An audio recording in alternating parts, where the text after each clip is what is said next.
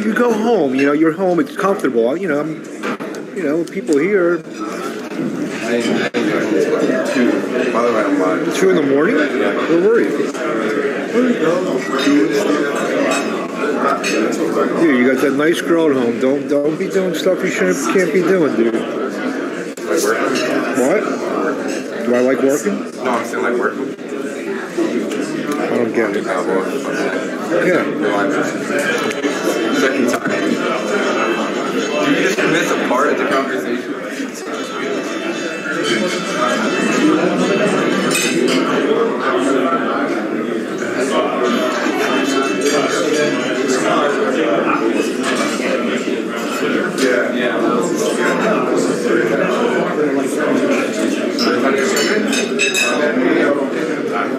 Ed is on the money. The guys like that got them all dressed.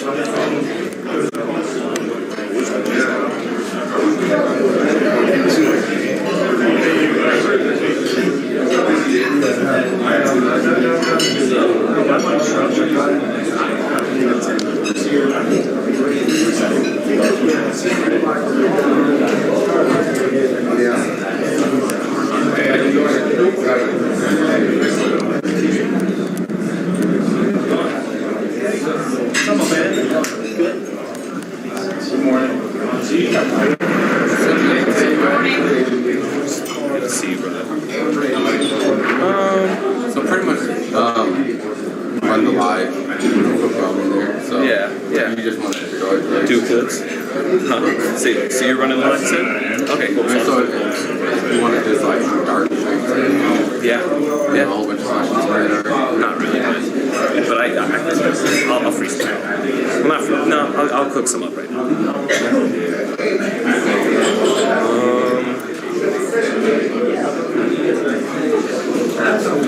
Oh, can I sit in this chair?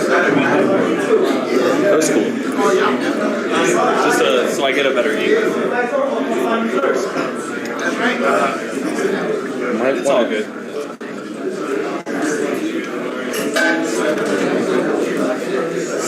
What's good, Ron? What's up, dude? How you doing? You alright? Tired. Good to see you. Tonight's the night. Huh? Tonight's the night, man. One more day. I'm live right now, so you know. Good.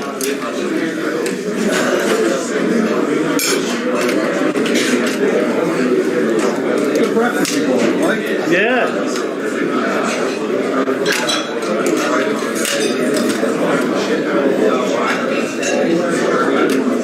You staying for the fight, or Huh? you staying for the fight tonight? I'm getting a red eye, so I'll be here. I don't have a ticket or anything. You watch the Sports Center thing? It's good. I've been laying low since I was here. When did you get here? Thursday. The Dons and HBO boxing out of town. I would say it's not HBO. After Tony talked about that,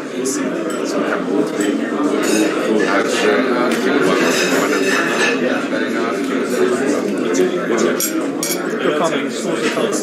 oh, you never mind. I didn't say shit. I didn't say nothing. We'll do the face-off like right. Yeah. So we'll be close to each other. Yeah. But then we'll have to do something. No, we good. Whenever you pop. I mean, I can pop the camera. But it's okay. Yeah, it's okay to have the whole action. You don't need, Oh yeah, you're right. you know what I mean? Leave it like that, and then the picture They're I better take. off. Yeah. All they want to know is the same thing. I don't know what it's like. You want to get it. So he's kind of went from 3 to 1 to It's live, right? Yeah. We got the stools back there for you. Nice. And like the Behind the plant. Absolutely. Thanks. you see, we got everything. And I told the guy the bottom to put down press conference, no private. See, private. That depends on what side. They put the I told him to do it. Because private event. Well, they had that other thing. Remember the name that was on the thing? That's what they were going to put. I'm like, I don't know what that is. Okay, well that's good, right?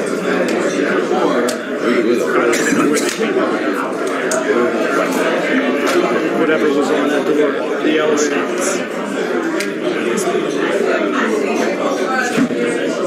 It's supposed to be 60-some people. Depending on what time.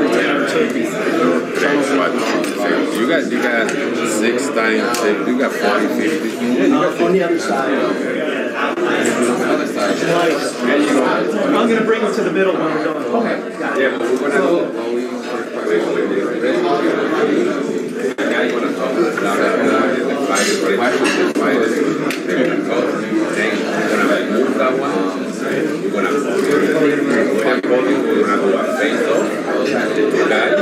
And then this one is gonna go in the back for one-on-one interview after. Okay. That's it? He asked for so much. He's so easy. What's going on? Good to see you, Ed. You too. There you go. All right, good.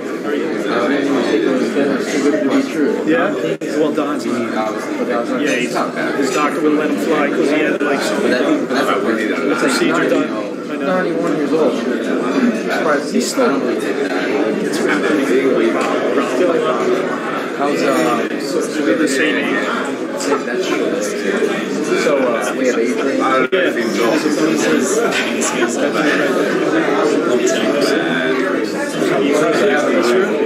Thanks for coming. Hutchinson to be here. Right there. No, we're just guys. Tired. Japan, China.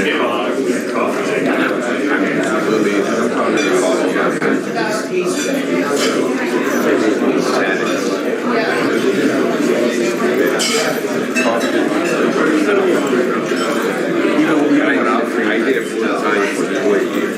what's up?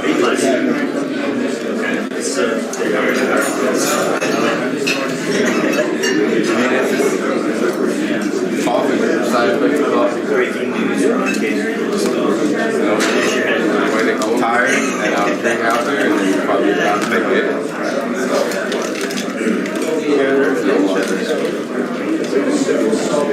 You guys are What about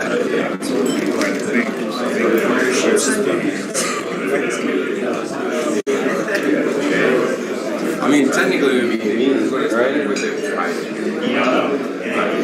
Unless it runs through you and make it see. That's the joke. Yeah, that's the joke. Let me know what you need. Okay.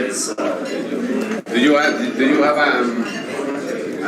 season? I think I have this guy here. My shot. Hey man, I see you. Your cameras? Yeah, man. Hey, I'm right here, so you need me to jump out. Even if you there, I like it. You put that boo. So I can't play this, but I know these two are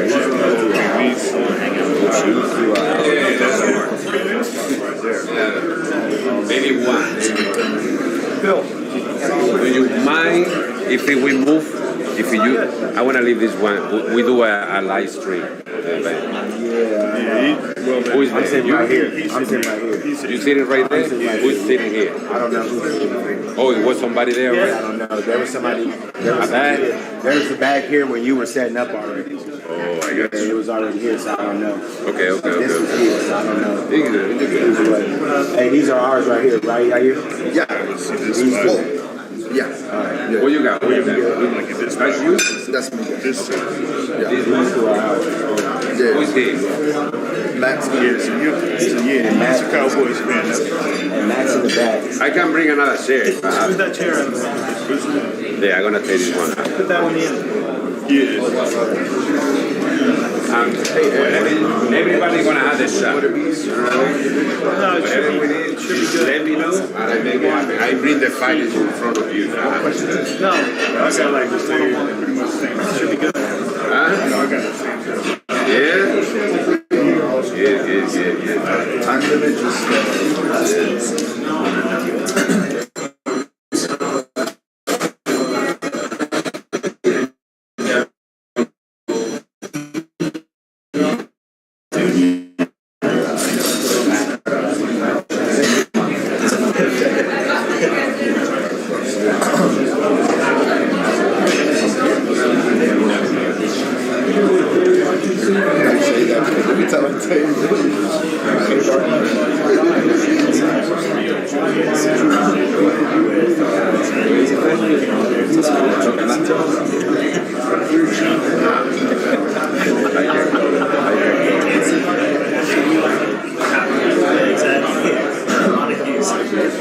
We can move.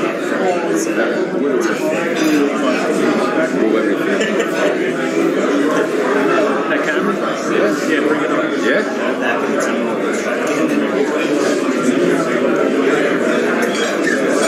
Are you Mr. Kinahan? Keenan. Kinahan's the mob guy from Ireland. Mr. Keenan, I'm Marcus. I work with Marcus. Oh, yeah. There you go. How you doing? Whoops.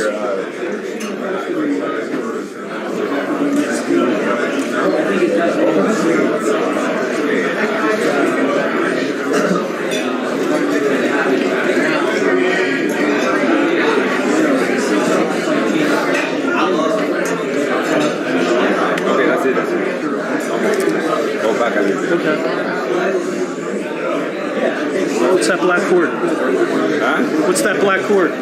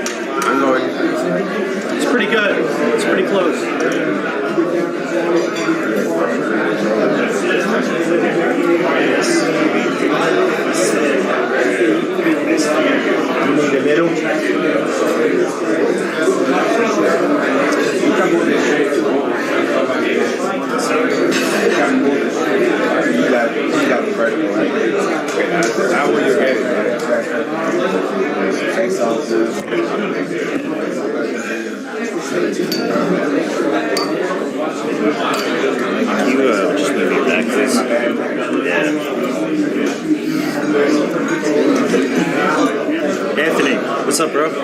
Long time no see. Matt, good to see you. How you been? Good. Last time to see you. I know, right? Good? Yeah. Man, long time. Where you at now, man? East Coast. East Coast, Yeah, huh? running shit on in New York. Way to do it right there. Maestro, this is my boy Matt. Matt, this is Maestro. Yeah, we hang out all the time, bro. Yeah, in New York City. Yeah, New York. Yeah, it's my guy right here. Yeah, that's you, bro. Daddy. What's up, Ron? How are you, bro? Let me ask you something. What was the last time you ever cut your hair? It's not. It's super large. Okay. You good? I think so. I see your camera. Was it that one time? What's up? I see your camera. I saw your poll, bro. Come on. Yeah, but I'm running the fucking show. I'm gonna get more views than you. Don't touch that thing. That's good, that's good.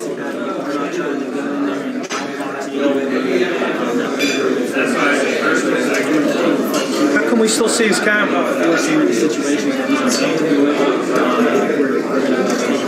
We still see your camera.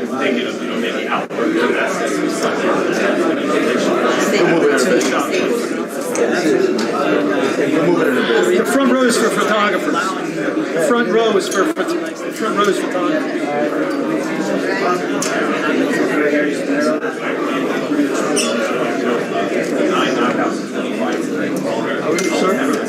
What's up?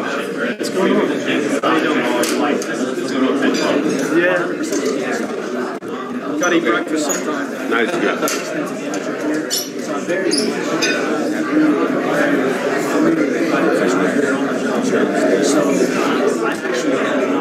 That's good.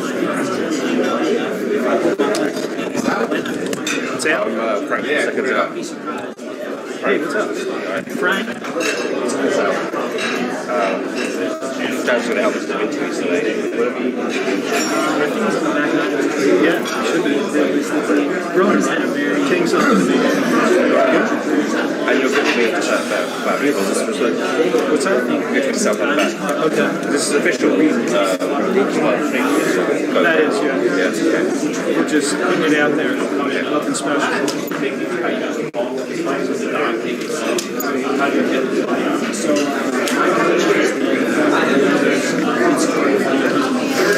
You good, buddy?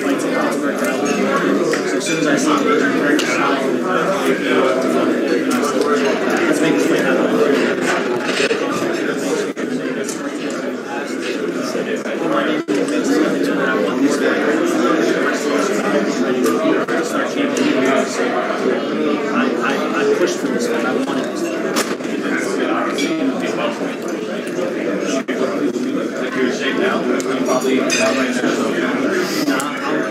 Pretty much all weight right now. 135-pound player. He wants to fight him up 47. I'm not afraid.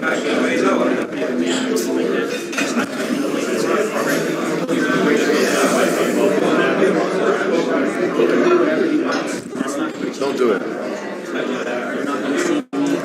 You know I'm messing with you. You know I'm messing with you.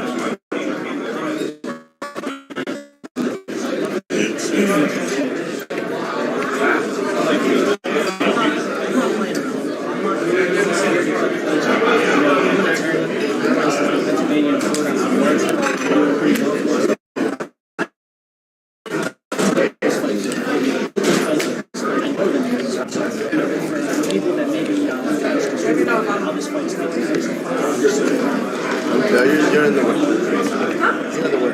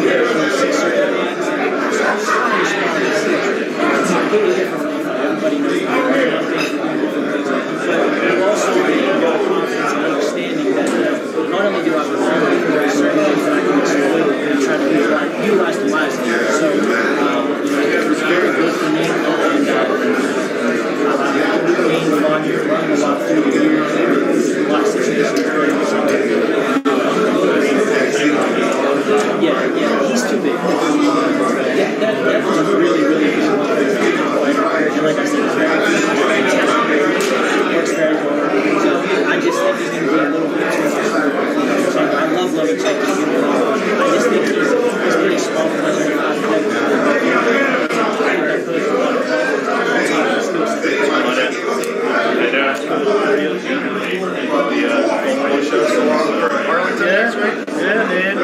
They dragged it out. The car's a little dead. The girl's actually going to be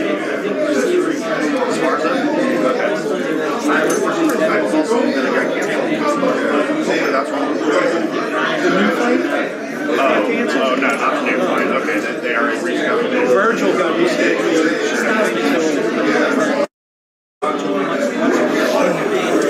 Still And they're looking for a site. Because that place is not easy. okay. Will it still be Dallas logo? You think? Yeah. What's up? 161. Sorry, it didn't work. I was trying back and forth. I wanted to make it work. So, is that CEO? No, that's one. Joe Marcus. His own CEO? Oh, CEO. No. Joe is the Joe's the CEO. Because we might want to, Tony might want to talk to him about Joe is the CEO's not here, Joe's the next president. I mean, you let me know who wants it. I can see. Sure. And yeah, for Asian. I'll let you know before you leave. Cool. Appreciate it. Thanks. Yeah. So good to see you. And I was going to tell you that the only thing you know about that guy's show and the three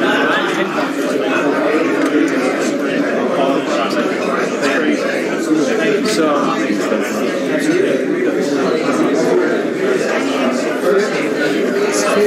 See how nice I am? I'm waiting for you to finish. You would have done a lot more reviews if I would have made a quick, maybe give me a quick cameo.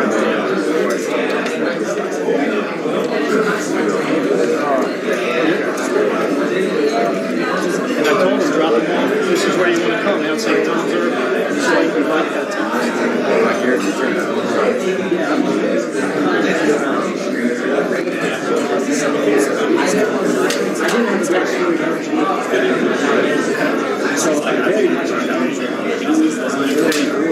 What's up?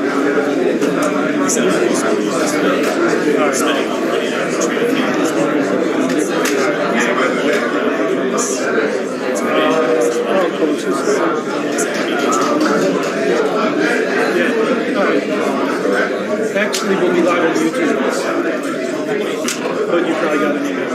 I'll send you the link. All right, thanks.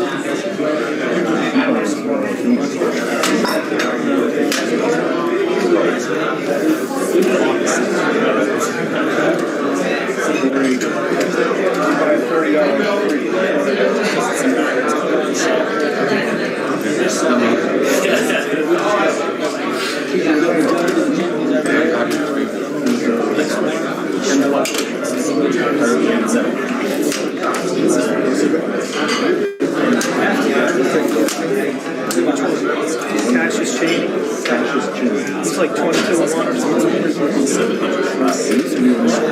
Yeah, he was just that one snap. Somewhere around. He's a solid, he's a really solid player. Where is it? Big fucking huge guy. I think that's him.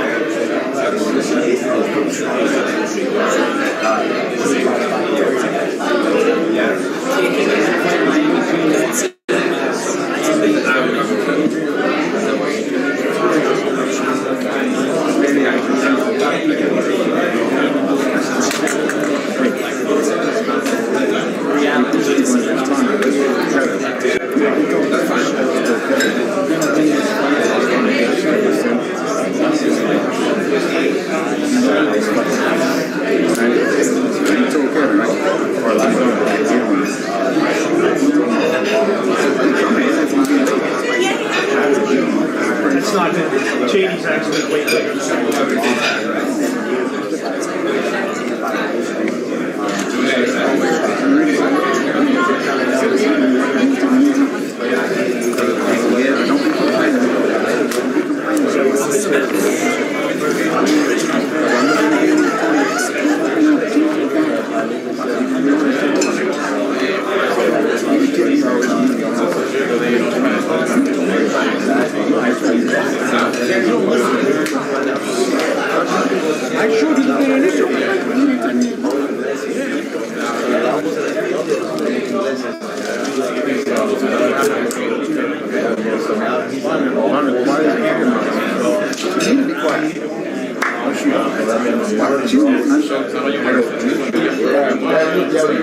knowing like what to do when it's time for her to do shit. She was able to make sure the feedback comes. Don't even feel like having a call ready and all that. Don't respond. No, guess what? Hey, people tired. No second month. One year.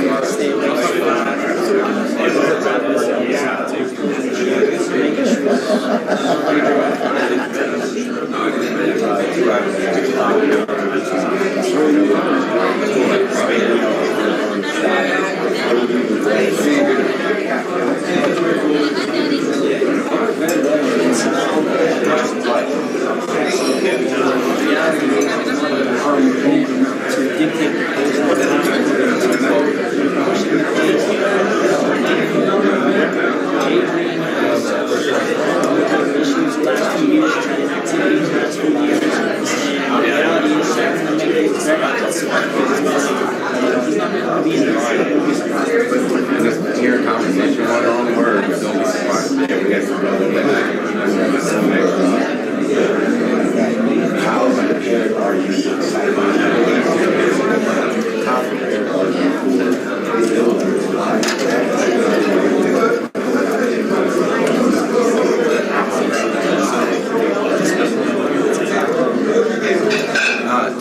There's nothing here to guys me. But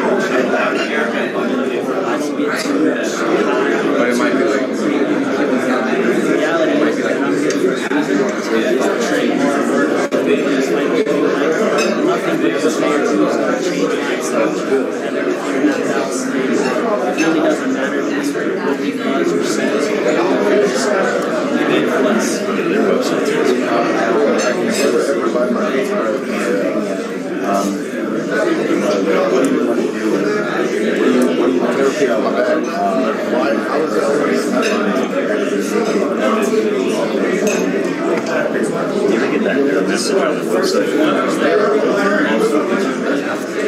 I think they'd figure it out by now.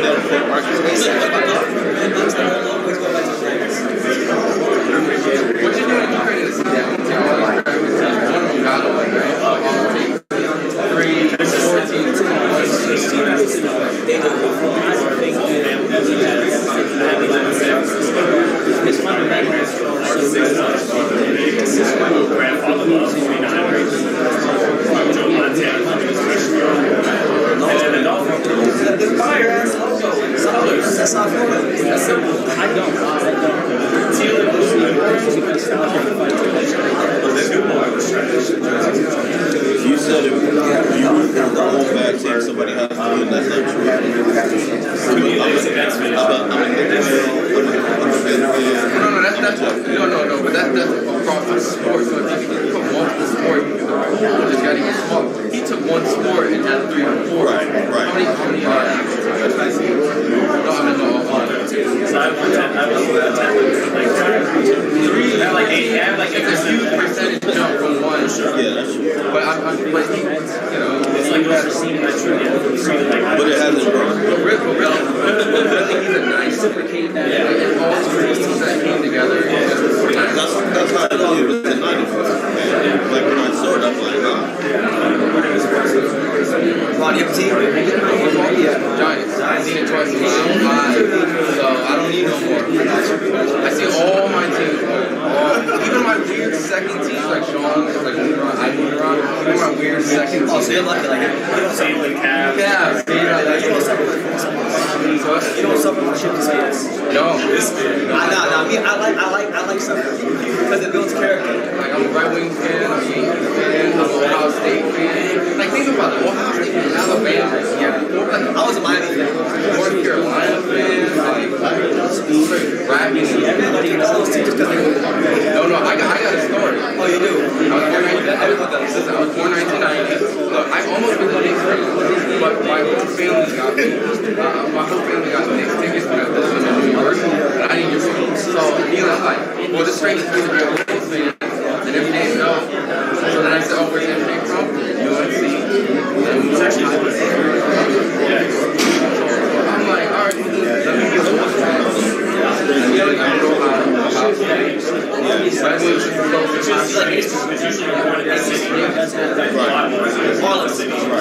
Take it back. But you know, you can't always win. But when you do win, you know, it feels good. I got to see all my teams. That's all. Like out of all my favorite teams, it is and like baseball, Marlins, football, Carolina Panthers, basketball, Charlotte Hornets, hockey, Florida Panthers. You're like heartbreak. Yeah, like you're real like you're like a good year or two. It feels like everything's going good. Only like recently, like pretty good because they got the last 4 years in a row. But yeah, everyone else messed up here. You see like glimpses of greatness and it just like and then like my team's doing it's like a flash in the pan and then it's followed by intense like suffering. Like the Marlins won the World Series in '97 and then the owner like sold the whole team and then they lost 100 games next year. They're the only team that won the World Series and they lost 100 games in the season. They've never done it before. It'll never happen again. It's a long story. It's a long, complicated. I see a couple of shit. You're a dedicated. I am. But like when it comes to like other sports, like boxing, the two teams that I say I follow the most are the Marlins and the Panthers. Because like those were where I spent the most money and time on. Were these like stories? I mean, teams that you pick based off like favorite players or just where you? Where I grew up and memories I have with my dad, going to games. That's really what matters. You cherish your memories. Oh yeah. So now it's pretty cool because like now I'm really I take my dad to games now. You gotta get that win. I mean, I was 8 when the Marlins won the World Series, so I see that. Hand the guy win the Stanley Cup. That's the one that I need to see. And the Panthers, yeah, they're probably not gonna do it this year because we're playing like the best team in the whole sport right now. We just lost their place. We're down 2-1. I mean, even when I was like, got like a 5-minute flight. That paid off. That was lucky location. Ohio, right at Detroit. Hockey town.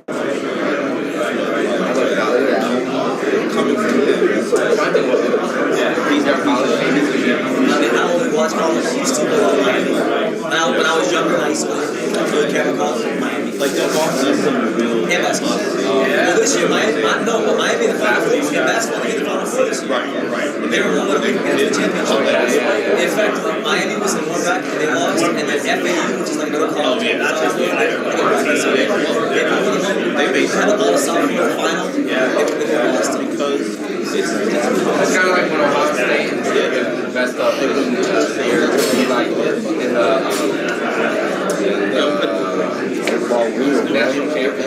college. Both lost. It was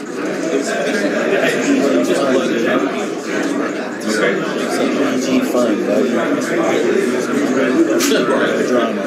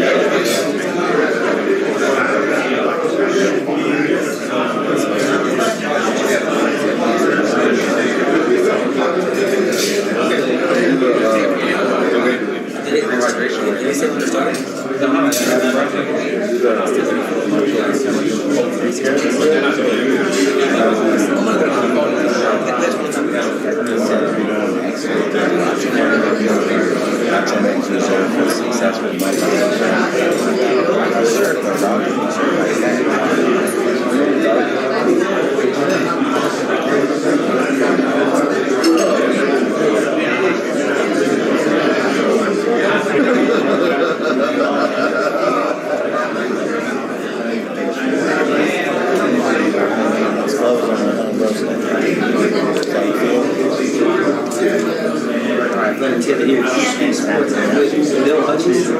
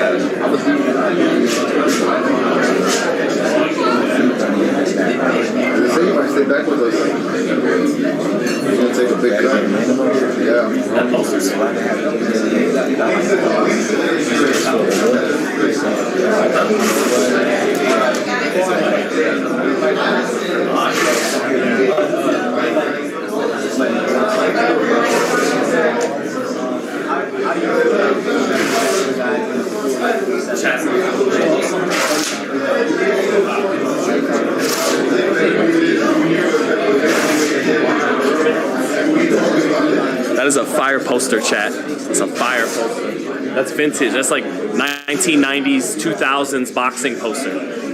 Yeah. Yes. Don King was owning the posters. He's got a little of that HBO swag. Roy Jones returns. They're all posed up. You know what to show. That shit definitely 90s poster.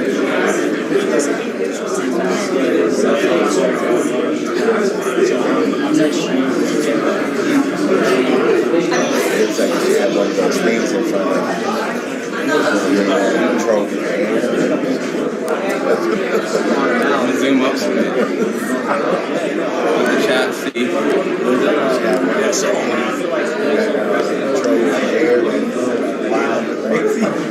You think that's a new picture or an old picture?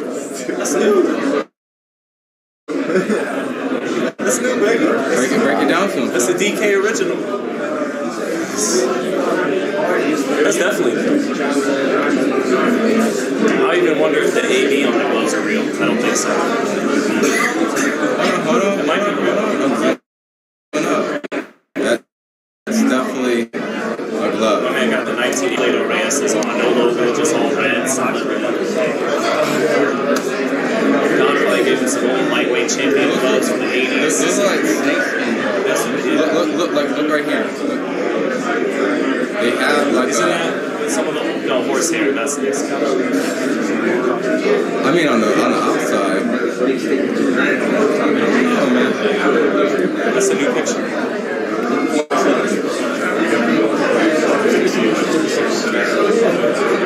Oh, they said Dolphins. I got love for the Dolphins. Niners first, Dolphins second. Someone said that post 14 years.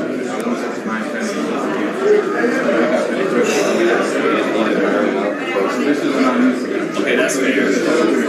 That's fair. But like I said, it's that vintage. It's 90s, 2000s. Yeah, that's how they did it back. Yeah. We'll have to go through Chronicles and go through the authors. Begin in FightHype and see what they look like. We should just do a follow-up Z-Cap post. June 9th, and then I will be in those trains this big stage in boxing. Well, I'll show you For the next few years. It's one of my favorite posters of all time. You show the check. You know, obviously, Show Sean. This is one of the best posters. Redemption. Redemption. I'm gonna show you the first one too. Destiny. Manifest that and make that very obvious. Hey, yo, someone said Destiny. You know, because they fought in the amateurs as little boys. Destiny. Yeah. let's compare. Bring explosive. It's definitely looking like a Destiny post. That's going to surprise you. No, okay, I'm gonna look up a poster. Everything is in Hey, yo, someone said it was a margarita.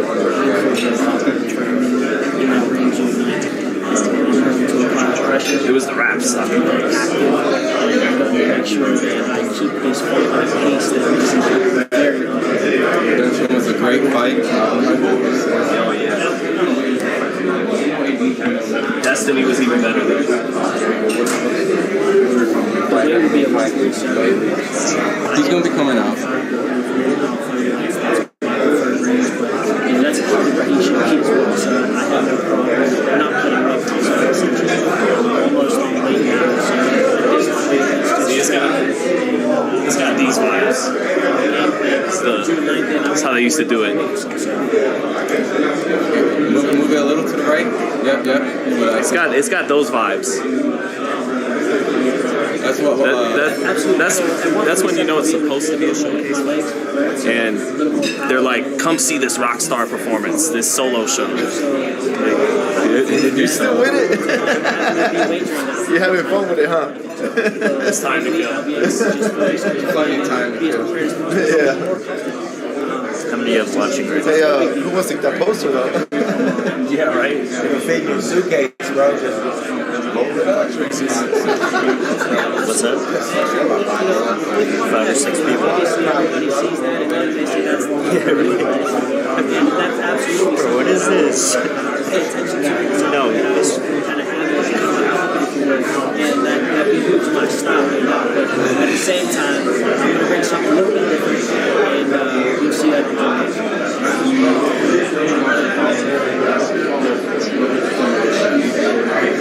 Tyson's return poster. I got you. Follow me on Instagram and Team Hutchinson, Team _Hutchinson. You're going to see a lot of different things that we post on there, the training, and some different things to make sure that there's some promotion events and some different things going on there in Miami. And in the Florida area, I live in Naples now, so concentrating on working out. And one thing now that Southwest Florida players are very, very happy and make sure that everybody knows exactly what's going to happen. What do you say? Brunch. Looking that way.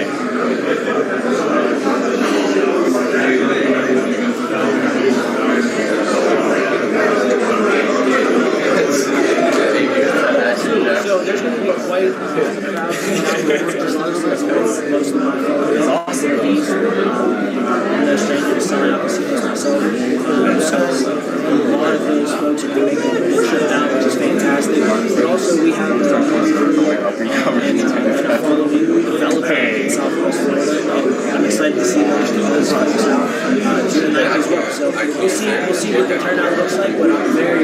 optimistic that this is going to be a This is a Don King special right there. Yeah. Which fight was that for? I think it's just the general promo. I can't find the one. Someone in the chat wanted the. I know which one he's talking about. The Tyson Returns poster after the Douglas fight. Thank you. Oh, Yeah, I just can't find it. was that? Wait, was he on a dual poster? Hey, Sean, it's giving Budweiser, the king of beers. Yeah. Oh yeah, I forgot about Budweiser. They had the frogs. King of beer. Brought to you by Budweiser. Yeah, that was. Right? Talk about being more mainstream back then. That's how it makes me feel. Right. I won the Budweiser. The Budweiser scorecards. Yeah, we could never have them because we were too young, right? I need that black bottle of Budweiser from back in the day. Yeah, boxing felt really grown. Even like the other sports, the kids could watch it too, but boxing felt like, shut up little kids, grown folks are watching this. Yeah. We weren't even allowed to talk during the fight. Oh, yeah, they would. Your uncles, they talk like, you're into the fight. You can either play in the backyard with the little kids or you can watch some grown shit and stay with the adults. It's up to you, kid. Came in the room, he had white. Until the fight got good. Yeah. Then everyone's being loud, so it's okay. Scream, yeah. They always shouted out beers in the military. What? They always shouted out beers in the military. They would be like, service. When's the last time you heard Oh, that's right. So Special Armed Forces overseas watching AEF or something. Somebody has on the website price. Does that mean that the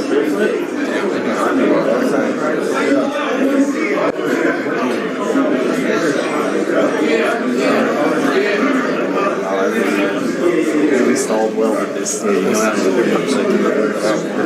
If you go on there and see price, that's Since I will honor Chad, the hopefully website you price, I think that means that they'll pay or I'll pay? It makes it better.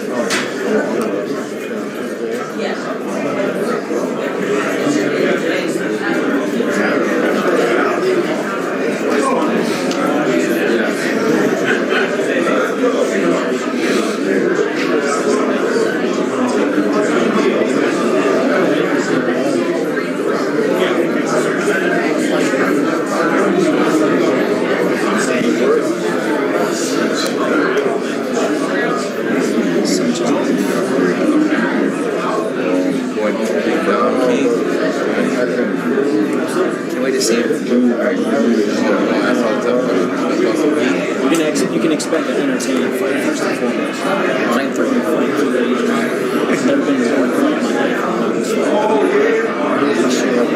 Fans get what they pay for it.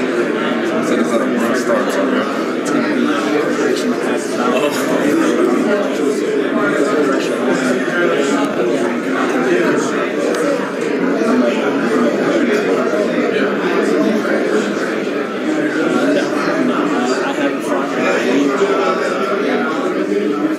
focus on a little bit of business and goals outside of the ring, but continue to train and continue to work on it. Continue to get better. So we're not playing Oh, there you go. Okay, all right. So that's the one you got out of jail. Yes. See, I thought it was after. I thought the post that he was talking about was after he lost to Douglas, but no. Because I think it was on a dual cover. Shout out to my man in the chat.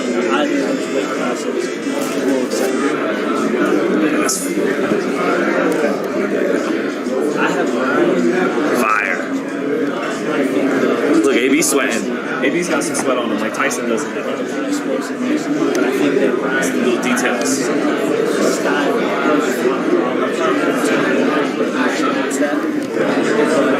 he obviously has to be very cognizant of that power and Tank get a little busier. I think that's the key. If Tank gets busier than he usually is, I think that's his key. I think that outside of that, it's a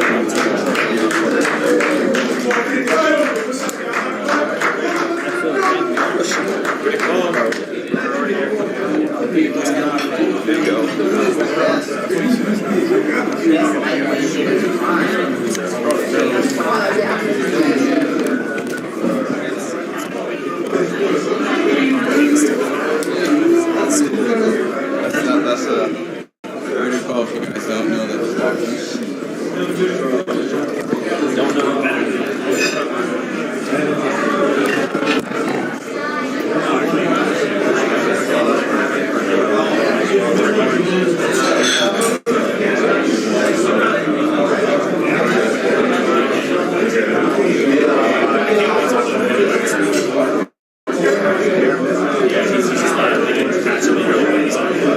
obviously, you run some more beats, you know, you gotta do that inside fighting, and then you got the jab.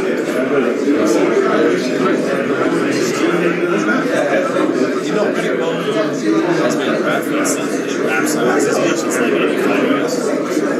No, he gets like, it's crazy how many. Yeah, no, because they get this. Tell me 3 songs. Tell me 3 songs.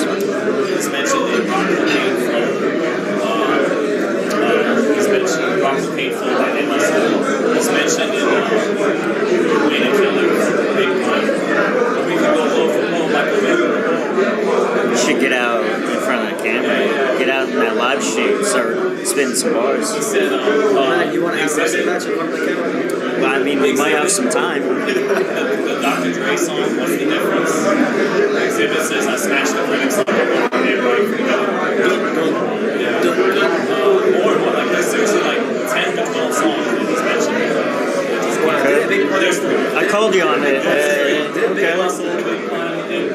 One second, throwing balls like Riddick, right? No, there was a video was somebody said, I'm throwing balls like Riddick.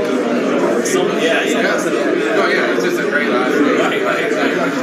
The musician in Ron is like, yeah. Wordplay of bow. It's like, no bow. Like, Ron, you play music? What do you play? I used to play piano.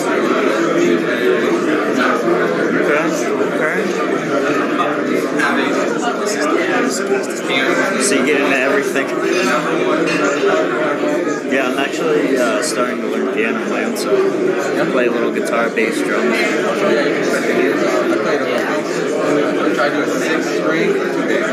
It's just like a nightmare. So, what do you Say what? what type of guitar do you have? Oh, I sold my good one, but I'm just messing around on a Fender Squire right now. Yeah, I had a Flying V, but kind of went to the wayside once I picked up a camera. I never really was a bass. Like, I heard the Janet Jackson song.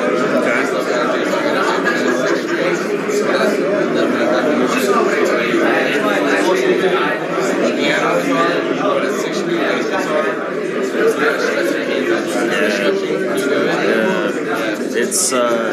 It's a lot. You definitely get these muscles worked out. What are you trying to do, like classical? New style, bro. I used to be in a rock band, actually. So, the instrument back is kind of going I'm playing a little bit these days, but in college, I made a really fun record. It's like a small college record. Yeah, we used to play house parties. It was fun. Like we do like a couple covers and just a couple songs on.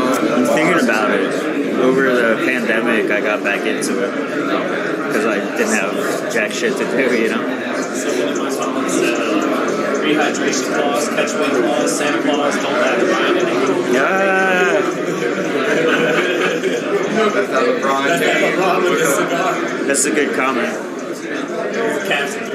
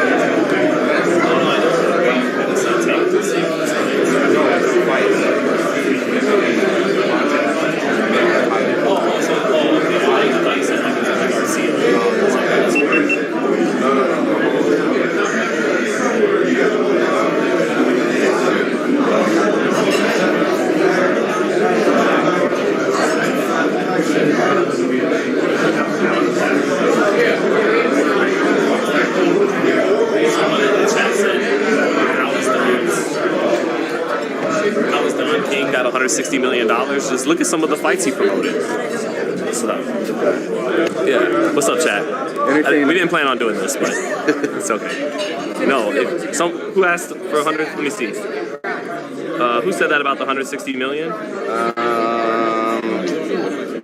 Not sure. That's his name. Not sure. I mean, just look at some of the fights he promoted. You know, like Trinidad Hopkins, Trinidad De La Hoya.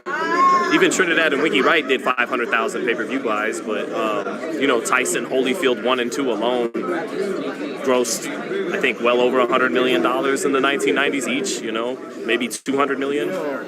But yeah, those two fights alone, Tyson and Holyfield, promoting Mike Tyson in the 1980s and 1990s alone, where his pay-per-views were selling, you know, 1 million each, and the gates were probably crazy. So.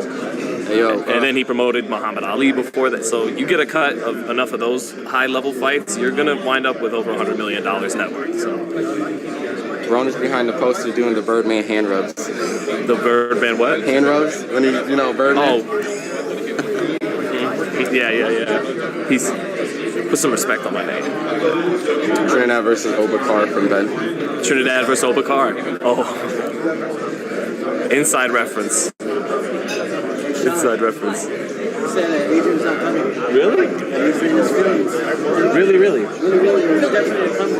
Breaking news from Zoom in on Stacks. So word is it's 11 a.m. 40 minutes ago. And Adrien Broner is not showing up. So apparently we have a problem.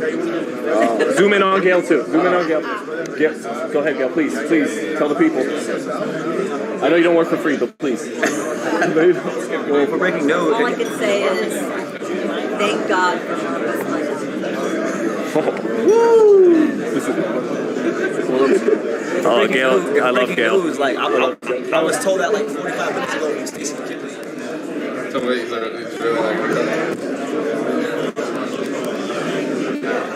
Now zoom in the back on me.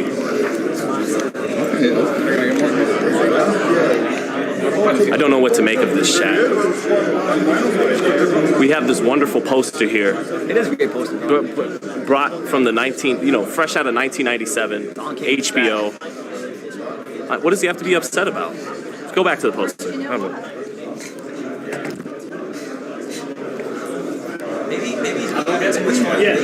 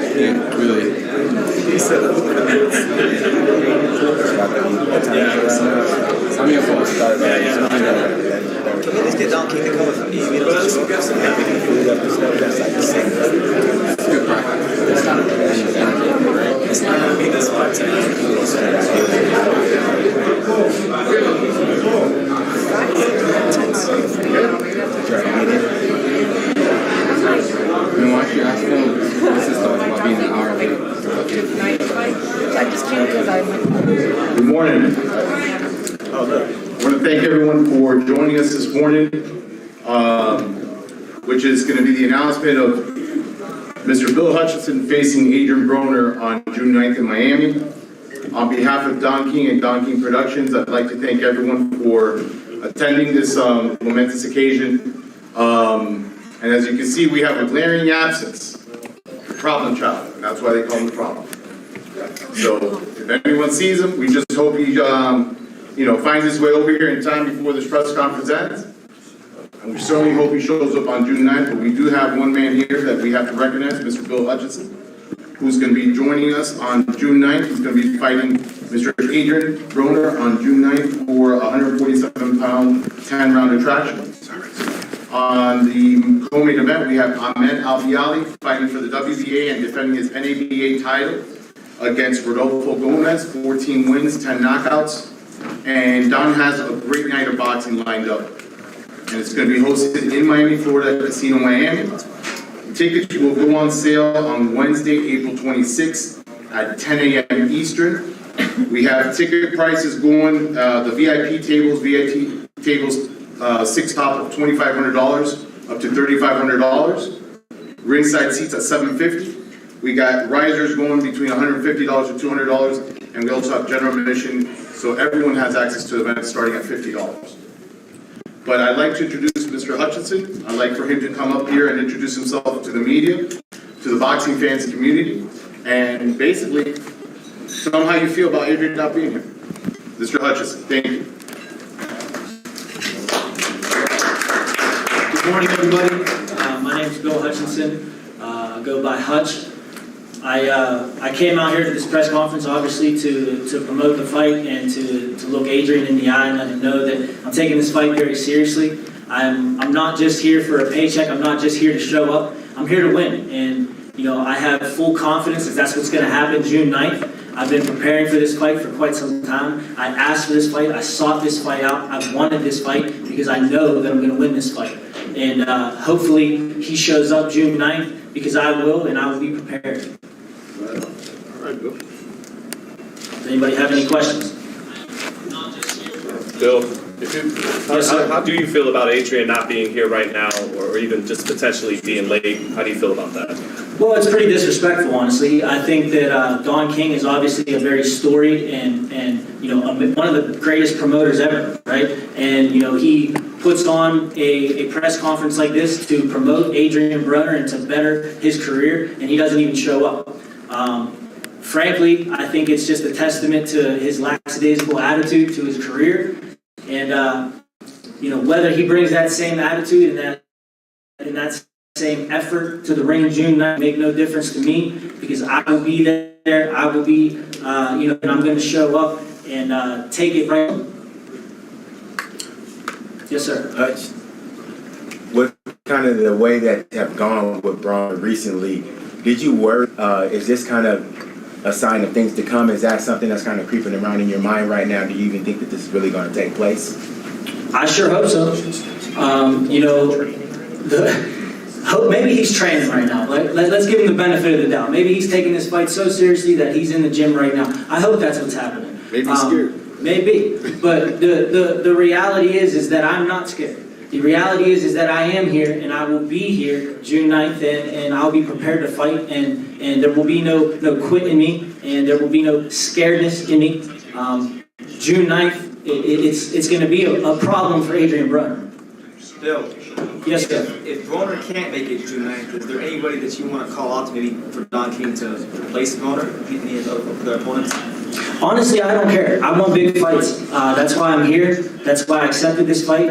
I want big fights. I want to fight on the big stage, and I want to show the boxing world what I'm capable of. And I sure hope that I can do that June 9th. Now, Bill's been fighting since what year ago?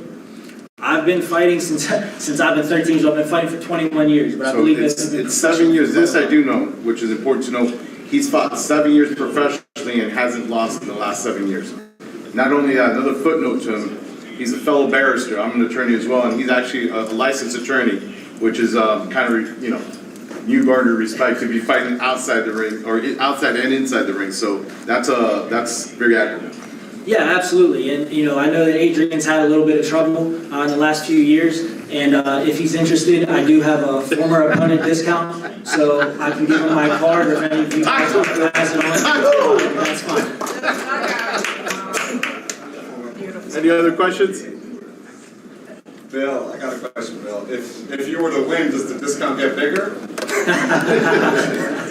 No, it's just a flat discount. So I appreciate your efforts. Adrien probably appreciates your efforts, but no, unfortunately not.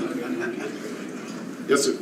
Big Daddy, heavyweight champion of the world, Big Daddy Broner.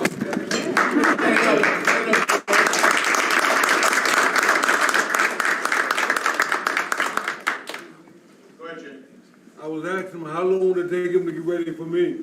I don't have enough time, sir.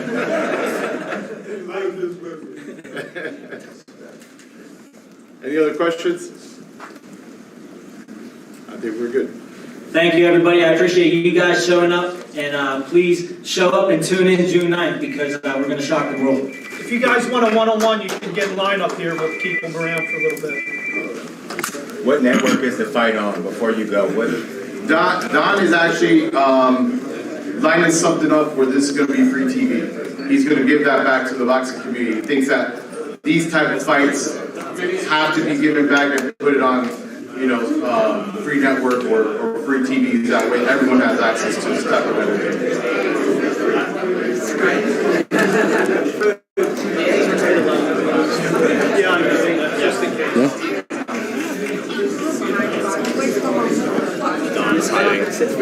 I mean, if he was, it'd be a lot louder.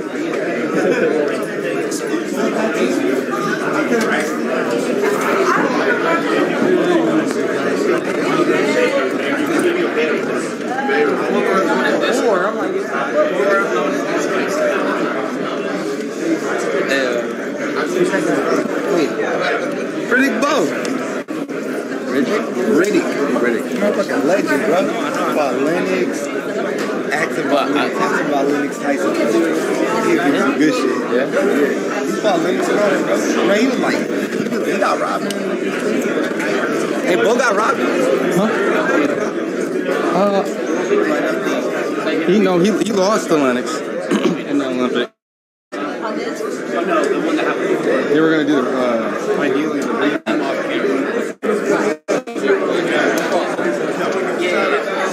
Just want to make sure I didn't want to step No, all your shirts, I'm just going to throw them.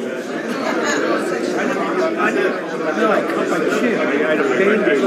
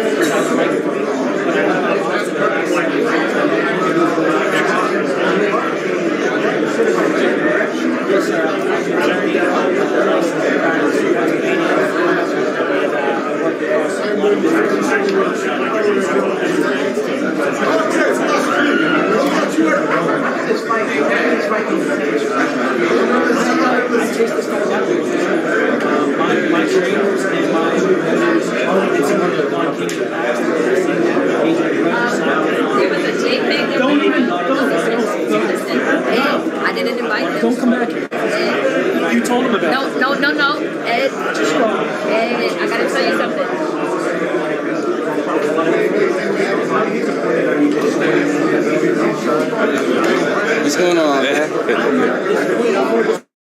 Well, you play guitar, no? I hear you. A little bit.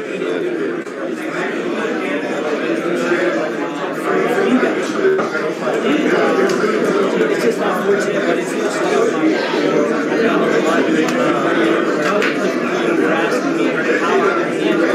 All right, y'all. I think the line might be going down for me trying to send this.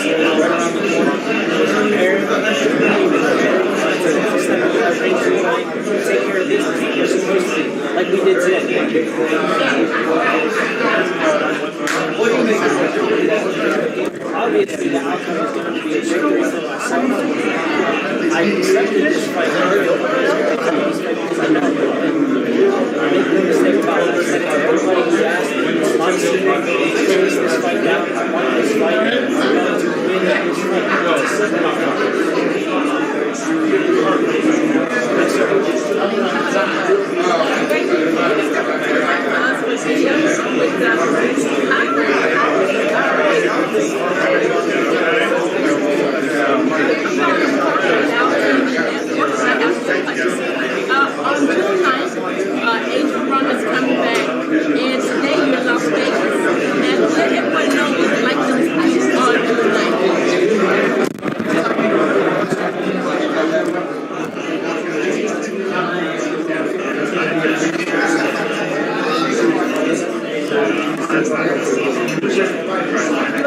This would be the face of boxing as well. This is the weekend, and this is the weekend that now you have come and you accepted the fight that you did. And from the great done, how did it come about?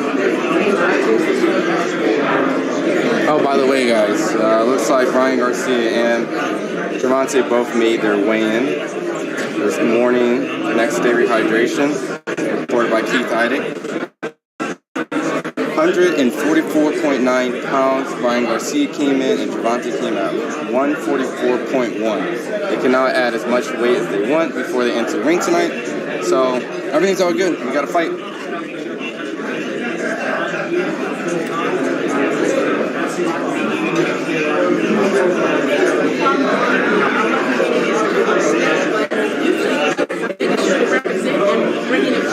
Now, with your skills, what is going to be outstanding more so than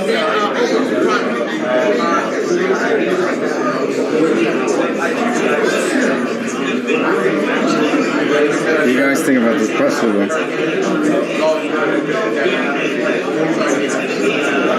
Where's the great Don King? Don King is definitely not here, and neither is AB. Let's see. So right now I'm sending a high quality version over to you guys while we're just kicking it here live.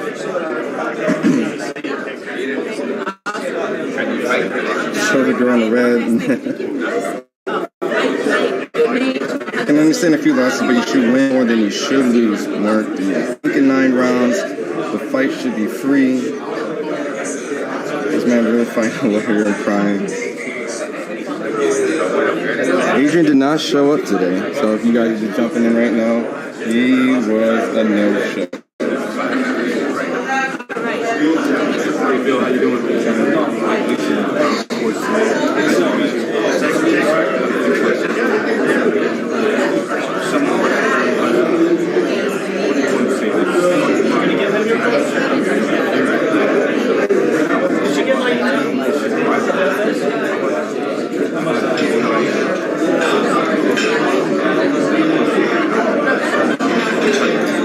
Well, they gained almost 10 pounds.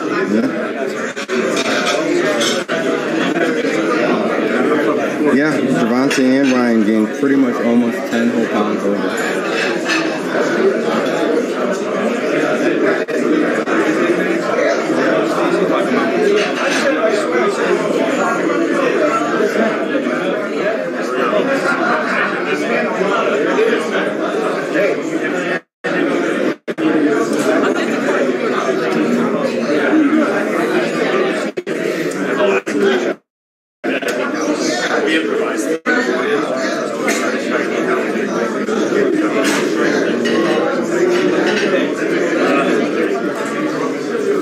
Hey Bill, before you leave, I think this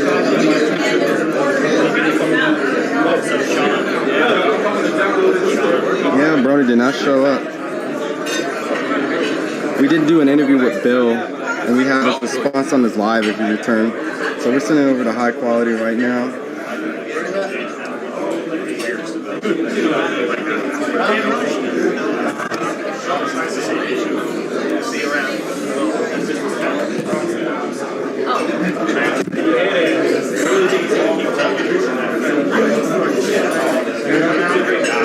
You already won the first round, I can tell you that. Go on this side. Oh, he's by the poster.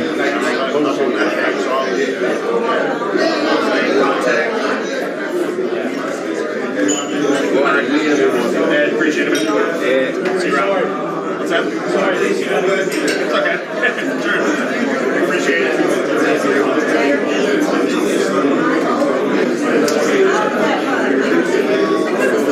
Hey Bill, I got a live chat with some people. Would you want to talk to them for a little bit? Yeah, go on, man. Thank you. Appreciate it. All right. So appreciate it. We got a little live chat of guys in here. So you guys have some questions. I'm gonna ask them right now, but I'm gonna read some of the chat, and then some of them might be a little brutal. You know how boxing is. So I'll bring it on. So first and foremost, though. What do you think about the poster, though? What do you think how Broner looked on that poster? Does he look? It looks a little bit ridiculous, and I think that it's pretty indicative. You see how small my name is compared to his. You don't see my face up there. Mm-hmm. But make no mistake, after June 9th, everybody will know exactly who I am, and that won't matter anymore. Now, pretty much, a lot of the people in the chat's been wondering why, Broner didn't show up. Do you feel like this is just kind of like some of his unprofessionalism, or you think he's just trying to pull like a mental game that's going on? Well, I hope that he didn't think it was a mental game, because it didn't work. I agree with the former. I think that this is just more evidence of his lackadaisical attitude about his career, and that's unfortunate for him. For me, it really doesn't matter. You feel like you have to do majority of the promotion, seeing that the first presser he's not here, he's probably going to now try to make you do all the work. Do you think that's fair in that? That's fine with me. I'm prepared for this moment. I'm prepared for this stage, and if I have to carry the promotion or whatever they ask me to do, I will do. I don't care. The only thing I care about is Adrien showing up June 9th so that I can get that victory. Do you think that he's taking his fight seriously? You think he's just thinking that you're just a walk in the park? Probably not. Let's face it. Let's face the facts. He thinks that he's going to come in there and embarrass me and get some highlight reel knockout, and that's just not the case. The reality is that I'm going to punish Adrien Broner June 9th, and there's no two ways about it. I know that fans aren't familiar with me yet, but they will be June 9th, and any of the comments or anything like that, that's okay. Just make sure that you apologize June 10th. Now, was there a reason why Don King wasn't here? Was that part of it? Was Don supposed to be in presence? Or I know he's a lot older, so... With travel, I'm not sure. I know that, like you said, he is a little bit older, and you know, but he's a spry older gentleman. So you know, I don't know why he wasn't able to make it, but you know, that's okay. Now, my question overall is just that how did this fight kind of like get put together? Like I know that originally Adrien was on BOK Prime. He came over and signed. So how did this fight get to you, and how did you reach out to I chased it down. I wanted this fight. My coaches and promoters did some work with Don King over the last few years, and as soon as I seen that Adrien Broner signed with Don King, I was on the phone with my people and I said, make it happen. Put my name in the mix, make sure they know that I want this fight, that I'm ready and willing to accept the fight anytime, and that I was just prepared. I wanted it, so that's why I have it. You know, obviously, you know, boxing, it's obviously winning, but it's also prize fighting. Are they paying you significantly well, or for this particular fight, or are you taking certain like sacrifices to just get this opportunity to fight and get Adrien Broner on your resume? Well, the offer for the fight was good. Don't get me wrong. You know, I don't think there's very many fighters out there that wouldn't have accepted it. But the reality is that I have some decent business ventures outside of the ring, and I'll probably lose money on this fight throughout the training camp. So a lot of people are saying this fight for a payday or for a paycheck. It's just simply not true. The reality of this is that this is an investment for me in my career as a professional fighter, because I wanted this fight, I wanted this stage, and you know, I only took this fight for one reason. I took this fight because I know that I'm going to win. And overall, my last question about this whole thing, you know, I'm assuming that there's probably going to be a fight week presser and all those type of things. If he doesn't show up to any of those stuff, are you going to show up to him and just kind of like... Absolutely, because I'm a professional, okay? You know, if I say I'm going to do something, I do it. I said I was going to be here today, and I'm here. I'm telling you now that I'm going to win June 9th, and I'm going to do that too. All right. Well, I appreciate the time. I'm looking forward to the fight and wish you the best of luck of you. Absolutely. Nice to meet you, buddy. Yeah. Thank you. Can we do a post just to wrap everything up? Absolutely. Hey, can I get one after him, Lewis? Absolutely. Thank you so much. Absolutely. I know it's going to be a hard act to follow talking after Ron here.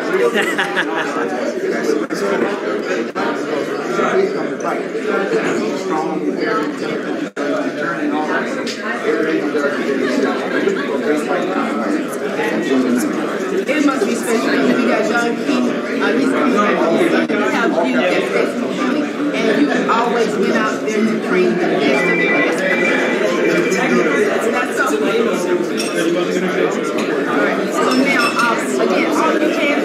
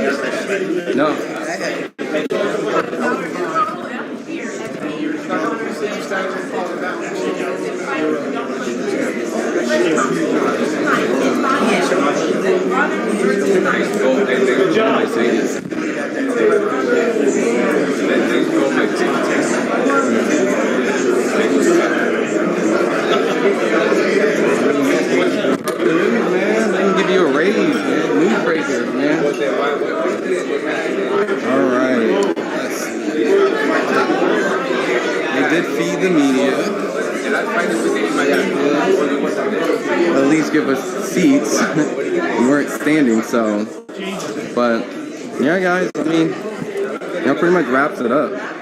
You know, this was a very interesting press conference. This is as much as we got of Adrien Broner today, but I'm pretty sure he will be at the Gervonta Tank Davis fight. So don't be surprised if you guys see him there at the fight. Ryan Garcia and Gervonta both made weight, and they did make their rehydration clause weight. They both made about a 9-pound increase, rehydrating from yesterday and today. So now at this point, they can rehydrate as much as they want to. They both agreed to it. They both have the clause. They both made their weight. And now we just wait for the verdict. So we'll definitely see, chat, who wins tonight. And I don't know, is this going to claim the new face of boxing? Is this going to be who is going to, I don't know, take over the lightweight division? We do have Devin Haney versus Lomachenko for the undisputed fight. You know, Shakur Stevenson just entered his weight class. You got Frank Martin, Keyshawn Davis is the new challenger in there. Isak Pitbull Cruz is here. Maybe a rematch, you know, or a fight with some of these other guys. Kambosos is the man that beat the man that beat the man. He's out there in Australia. He's going to be fighting for the IBO. I mean, that lightweight division is stacked. So we'll see. So interview Broner at the Tank and Ryan fight. If we can get him, if we can see, you know, we'll definitely try our best to get as much. Don King ruined his own pockets. Only person showed up on AB team. What are they doing now? Ryan Tank, yep. So they definitely made their weight. So is it 10 a.m. New York time? It is not. It is 2:26. We're in Vegas, so right now this is New York, and Las Vegas.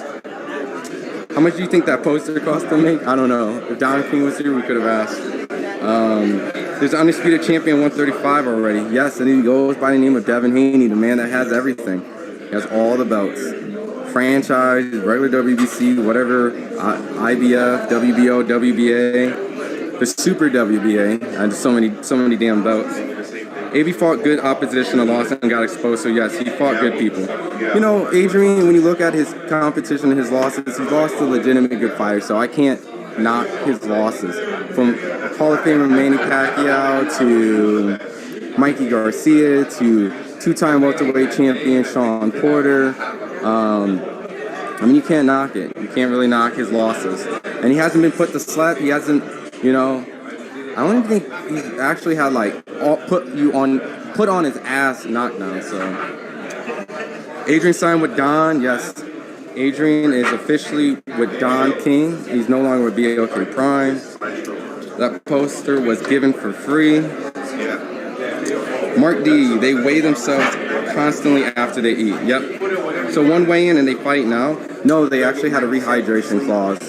So they weighed in. It's something like the IBF. So they had their weigh-in yesterday, but next day they had a weigh-in by 11 a.m., which they did, and they both made an agreement not to rehydrate beyond 10 pounds. Brian and Tank made about a 9-pound increase, and then from that point on, they made the weight. So we do have a fight. No controversy, no issues, no concerns. That poster was made in someone's backyard. Don King, what a cheap guy. Why isn't Bill on the poster? This was pretty weak. Yeah, I mean, well, he is. If you look right behind him, Broner versus Hutchinson, but it is smaller. It is smaller. So obviously, you know, the star attraction. But him as a person poster, yeah, I agree. He's not on there. It's just his name. So boxing website's already saying Adrien Broner doesn't show up to press conference. Yeah. Classy will hit ESPN now. I don't know. Richardson Hitchens is a great contender at 140, and I'm looking forward to seeing his career blossom and have one of those big fights at 140. Broner with Don King, damn, that's not good. AB desperate, you're about to fight at Waffle House. Lewis anywhere with Don King is not good. Probably soon. Anyone knows Bill's record? I actually do not. I would actually have to box record. So if someone can box record for me, and post in the chat, that would help. Let me get a good seat. I'm gonna work on some video. It's a big fight weekend in Vegas. Great time to announce this right? So, given that Adrien hasn't shown up here today, let me see. Anyone know Bill's record? Just I mean, his pick should have been on poster. No, you know what? I misread what you said, and I definitely agree. Fight poster should have both guys. You know.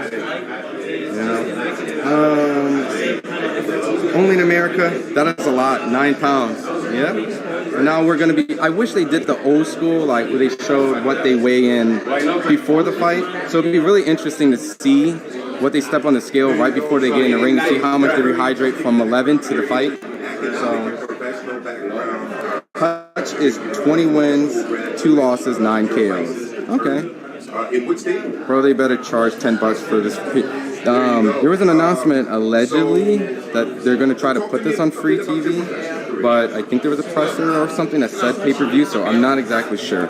We'll figure it out. I mean, this says live pay-per-view right on the poster, so I don't know how they do it. What's up, brother? I'm glad you showed up. Ain't a part about you. Ain't no way the hell pay-per-view's more than $30. Yeah.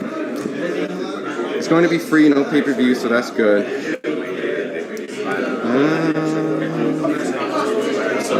What's going on? I'm just entertaining the chat. With what now? Just everything. Sean, you wanna talk to the people for a little bit? I'll sign us out, I guess. No. You know, Bill? I mean, they're kicking in here, man. They're just talking about Tank Ryan, man. We want to talk about the rehydration, how they made the weight and everything. He looked good. I thought Ryan looked good. He didn't look good last week in LA. Ron, I know you stayed back for that one. That was. I didn't go to LA. Yeah, that was Frankie out there, and he looked kind of tired and drained and a little, weak at 139 pounds. But then maybe it's once fight week gets there, you get supercharged by the adrenaline, and youth is on his side. He can get away with sucking down at 24 years old. If ever there's a time to get away with it, he could do it at this age. He looked good at the weigh-in, and I've loved his energy from the press conference on forward. So I was tempted to even switch my pick last second to Garcia. I'm gonna stick with my guns. I'll stick with Tank. Logic and sweet science, but. Oh, go ahead, Frank. You good, brother? You're good. We get interviewed though. No. I mean, he's talking to the chat. Yeah. They don't mind. I mean, basically, what I'm saying is, when a fight gets announced and you're logical about it, and you break down tape, and you make your pick. But sometimes in these big fights, definitely not always, but sometimes, once fight week gets there, and you're up close and you can smell it, a certain vibe overtakes the fight week at some point, and you start to get a sense for what may happen. Am I right, wrong? Am I right, wrong? Sometimes you get that vibe. You thought it was going to go one way, but you see something or you feel something throughout fight week. And sometimes it's just buying into the fight hype, pun intended. But other times it's something speaking to your intuition and to your gut, something speaking to your gut. And so something in my gut these last couple days started saying that Ryan Garcia could do this. So I'm still picking Tank, but it's a vibe. Now, if you gave a point, like how they break down like strengths of the week. Yeah. I know they didn't fight, so outside of fight night, fight week, like what was the strength and weaknesses of both that you saw? It's meant psychologically or what? Just in general, like something you saw at a press or something at a weigh-in, something like was there a better smack talk and who you thought in between? How you doing, Ray? Yeah. Oh, yeah. Sorry. I'm gonna just finish up. No, go ahead. Thank you, man. Do it. All right, I'll be back, chat. Go get Rick Ross, man. All right, that's my boy Sean right there, just giving some of his breakdown. Appreciate the interview. Good luck, and let's hope that he actually does show up. Appreciate you guys rocking in here, man. Early in the morning. We just kicking in here, right? No, that's not Ben. That's Sean. That's my homie Sean Sattel, my colleague, the voice, one of the many voices behind the microphone.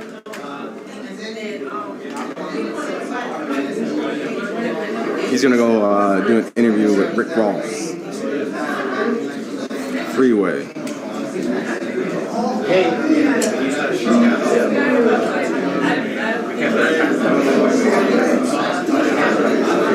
Sean might do a round by round. We're gonna try to figure that out. So we'll definitely see.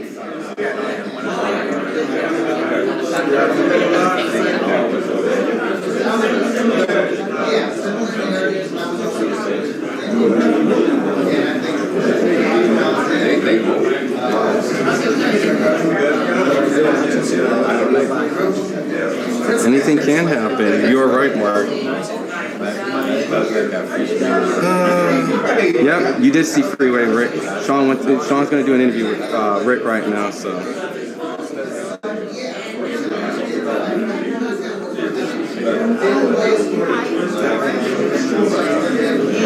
How long until Broner shoots down King? I hope that doesn't happen.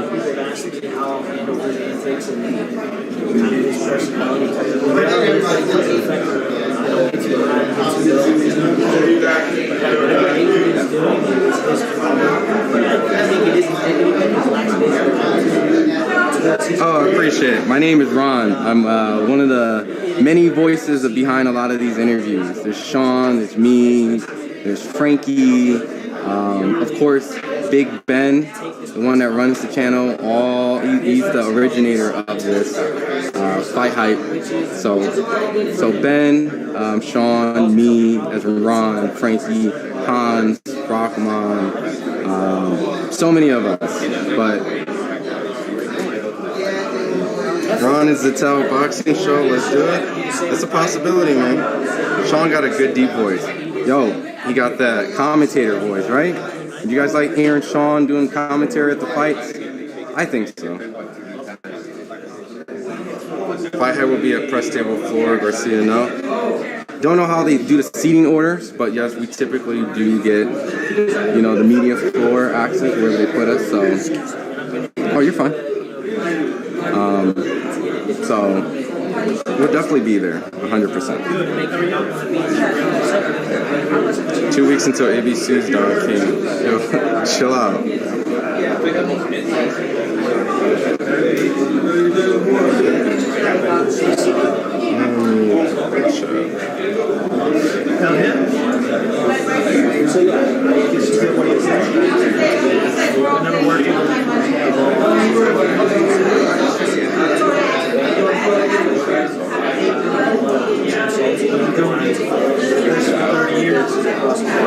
But overall, after tonight, do you think this claims the best lightweight in the division, or you think that they gotta see Devin, they gotta see Lomo, they gotta see Shakur?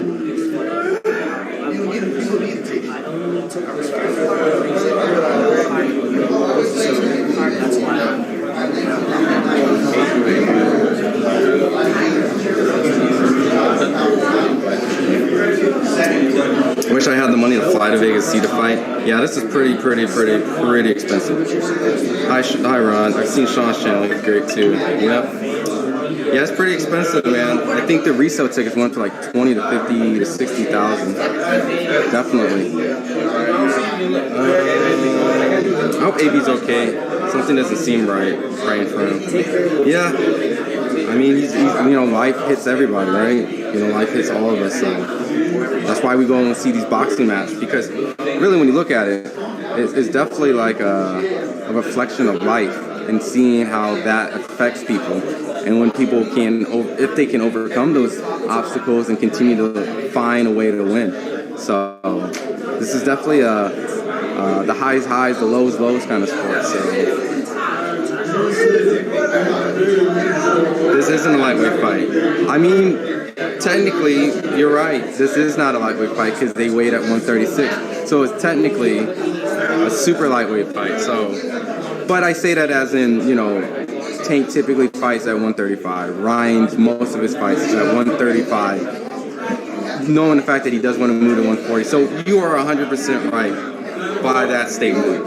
But if the price is right and things come together, 1 pound difference of a lightweight division, it could be doable. Who have a better career when it's all said and done, AB or Tank? We'll find out. I mean, they're still both fighting, so we don't know, right? So until their career is completely done, we'll be able to find out, I'm going to fight tonight at T-Mobile. That's what's up, J.O. It's probably a high chance I won't be able to bump into you, but I'll be there too. Me and Sean will definitely be in the building. Davis and Garcia in a lightweight fight. Fighting for fame. I mean, look, half the battle is prize fighting, right? The other half is world championship. So there is a balance between the two. So, but this is definitely a top 10, top 10, top 15, depending how you rank them in your mind. It is a significant fight for around the division, if not the division. That would be a nosebleed seat, 500, 700. You never know, man. We might be getting popcorn together around in the same line. Fight hotels from New Jersey, 3K or 4K. Oof. Yeah, this is pricey, man. It's big fight week. They jacked the price for everything up. AB's a 4-division champion. I mean, when AB fought better opposition, he lost. The same can happen to Tank, who's a 3-division champion at this moment. Yeah, let's just see how it plays out. What's up, y'all? Be more here. Tank all day. Not a bad pick. He's definitely the favorite. So, AB did not show up today. No show. No show. Let me see. So Verdict both showed up today. So Boxing Royalty is in the building. Taylor Teal, who you got? Man, that's a 50-50 fight. I think originally I had Taylor, but based off their previous performances, I think the fight's a lot closer. I think this is a high-level crossroads. And what I mean by that is like, I'm not saying crossroads as like the end of the career, but this is definitely going to be a huge significant blow for the loser, because their journey to get to that next level is already going to be tough because the division's rough. But I feel like the loser of this fight, I don't know, like it's a high level crossroad because it's a world championship fight. It did not have the greatest performance. A lot of people felt both of them lost their fight, the previous fight. So really, lots on the line. So, but it's definitely for a world championship fight.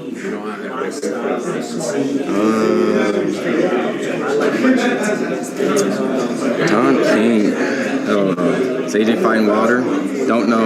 We'll see. Nothing official. The division has an undisputed champion that neither of those two want to see. I mean, we definitely, hopefully, we definitely know the boxing business plays a factor of that. So, I mean, Devin is definitely an undisputed champion. There's no questions. And he's definitely fighting, a two-time gold medalist, multi-division champion, unified. So he definitely has a great fight on hand too. So it's exciting that they're all fighting each other. The winner between Tank and Garcia cannot be Teofimo, Haney, Loma, Shakur. Hey, the phrase that I've always heard is, "Hey, let's see it." So I'm not thinking that's a crazy take at all. I think I agree that they do need to see Shakur, Haney, Loma, Teofimo at least. So. Let's see, all right? That's what we're here to see, right? So all those guys are great. I've seen Shakur up close, Teo up close, Haney up close. They're all talented. So great guys. Going Taylor with the fight. I think Taylor might be the favorite in that fight. So. I think Taylor is going to be the favorite in that fight.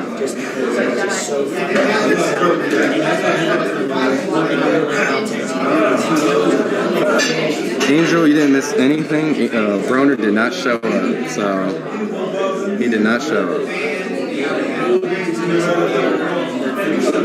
Don King is still alive. And earlier we already put the business in play by saying no to the Haney fight. He told me, I talked to him. He didn't say no, but definitely is alluding to the fact that the fight's not going to probably happen next. Obviously Devin's on his last fight over at top rank. We got to see where he signs to. But theoretically, if Tank beats Ryan, Devin is the most sensible opponent to fight next.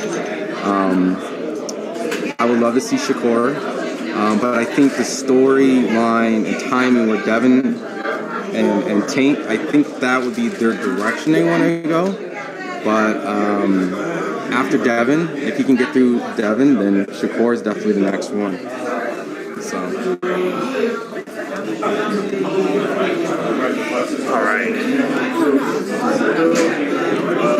How'd your interview go, Sean? Really good. Anthony Peterson wound up telling a pretty heartfelt story about Gervonta growing up. Yep. You wanna I guess the mic a little bit? Yeah. I guess Gervonta had some stories from Anthony Peterson back in the DMV area with Gervonta. He remembers him as a kid crying after the Mayweather-Guerrero fight, sniffling and everything, and saying that I just want this so bad, I just want to get to this point so bad, and Anthony Peterson telling him, you will get to this point. And I guess that's part of why Tank put Anthony and Lamont on his undercard for that Hector Garcia fight, because they go way back.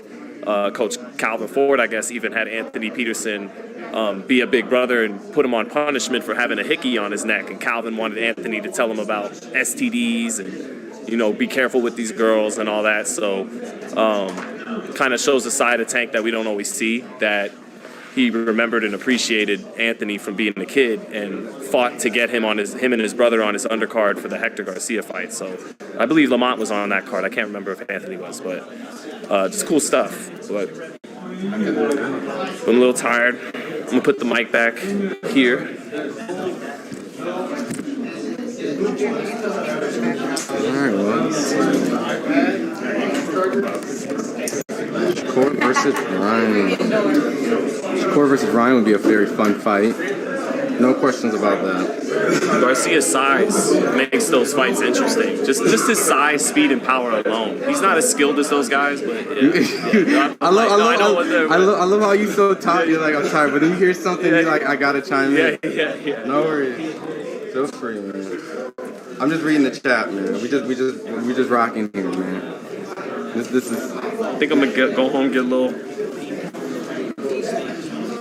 I gotta let my man BT get his suit. I'll catch you later, Chad. He's coming in here with a suit? Something like that, I think. Dang, I don't know if it's a suit. So he got something, I think.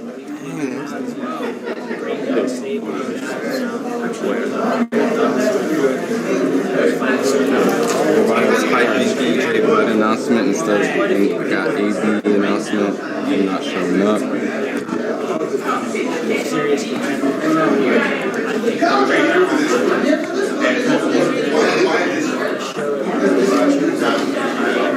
Hey, so they wanted to know, are you doing a round by round?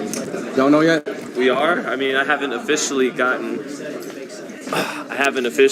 thrown out yet by Showtime. So until I get official word, it's not officially that I can't do it, right? So this may be, we might have to go out with a bang tonight. I might be in the middle of a round by round, and they kick me out of the place right there and then. So if we're gonna go out, we're gonna go out with a bang and on top for Ryan and Tank. But hopefully the numbers are doing so good that Showtime doesn't give a shit what I'm doing, and we could just enjoy our round by round tonight. So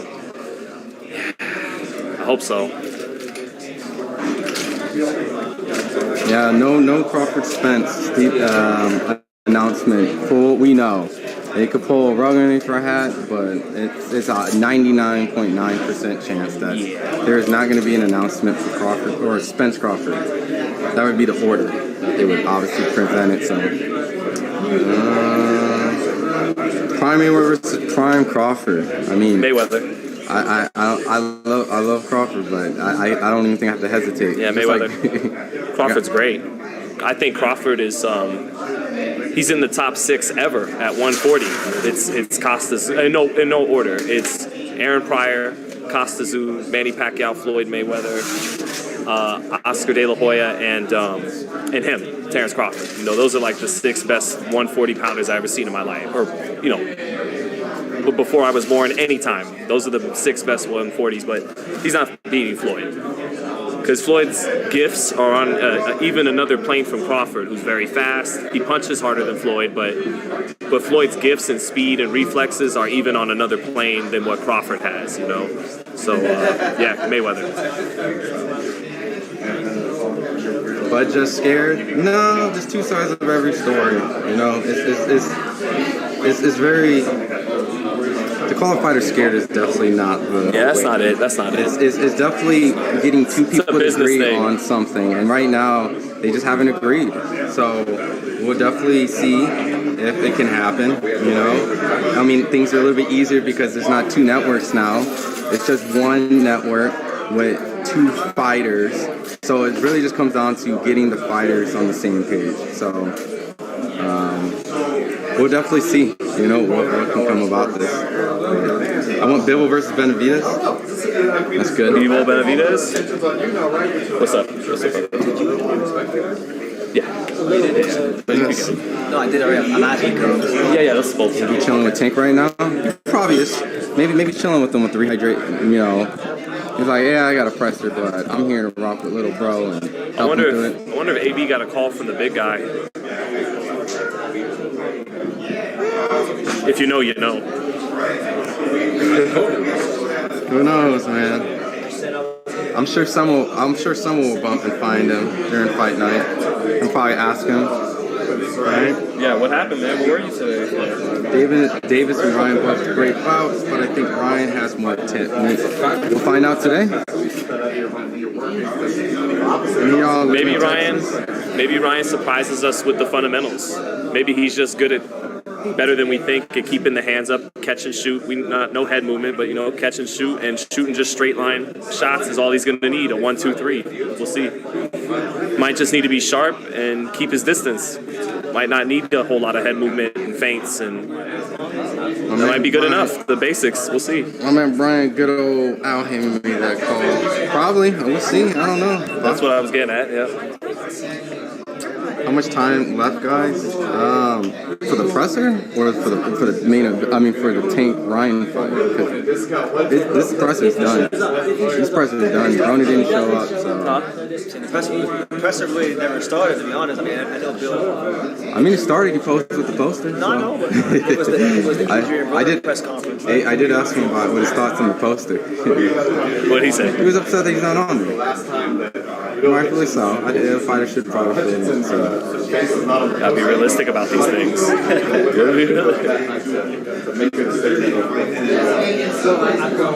Let's see. We got super chat. Started boxing at shit. I'm so hyped. I haven't been this hyped up for a fight since Wilder Fury 3. Yeah? Yeah, I was pretty hyped for Benavidez' plan a couple weeks ago. So, but I'm hyped. I couldn't get much sleep. So, it's a big fight when I'm not sleeping till 3 or 4 in the morning because of the adrenaline. Shout out to Matt, man. We love you, Matt. And Wilder Fury 3 to me is the greatest fight I ever covered in a tie with Pacquiao Marquez 4. Those are the two best fights of the last 11 years, I think. So shout out, Matt.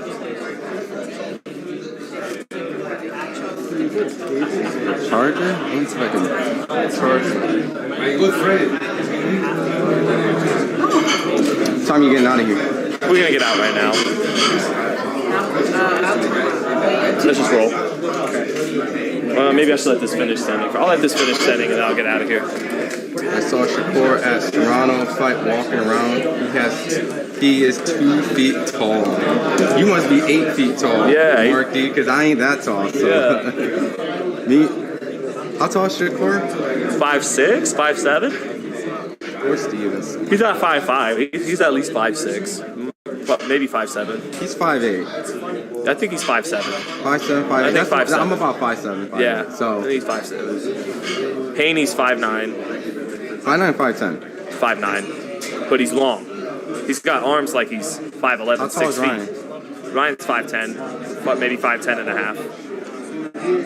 Man, boxing trivia night, man. Yeah. That's you. Yep. Sometimes they're listed an inch taller than they really are, but Sean might do a round by round. So that's the plan. Don't laugh at me if they bring my ass up and cut it off. It'll be like #free Sean. Get it tatted. Yeah, get it tatted. Get it tatted.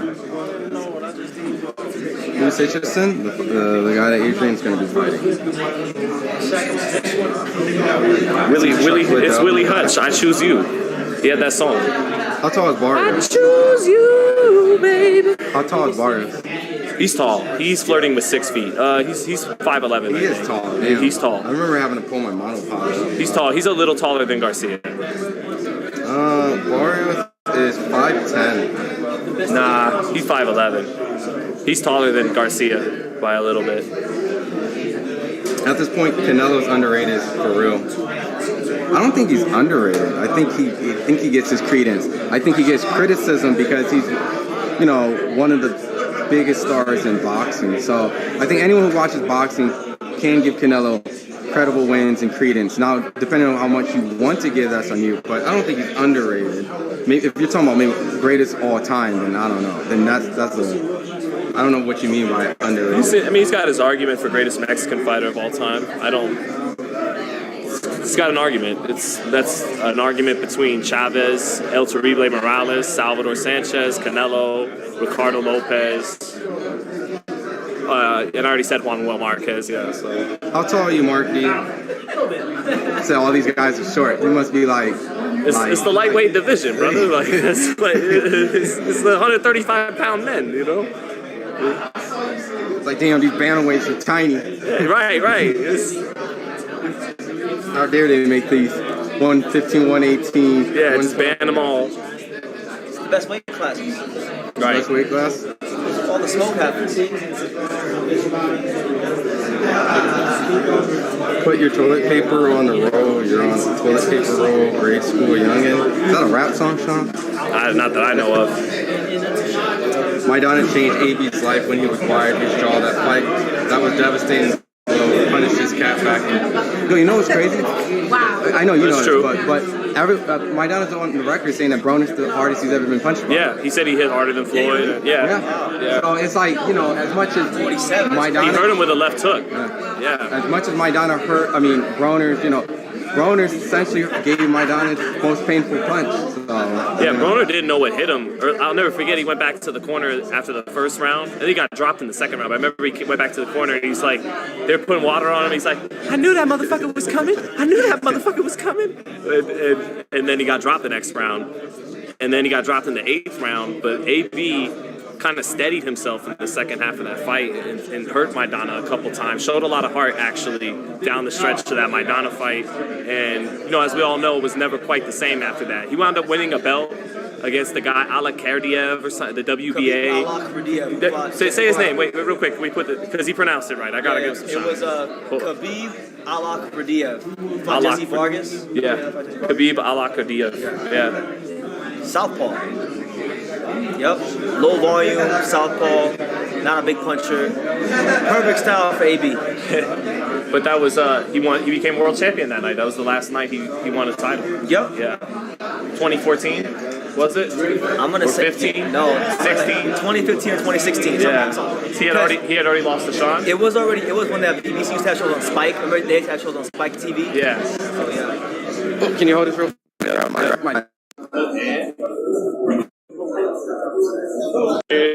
Who's staying with me?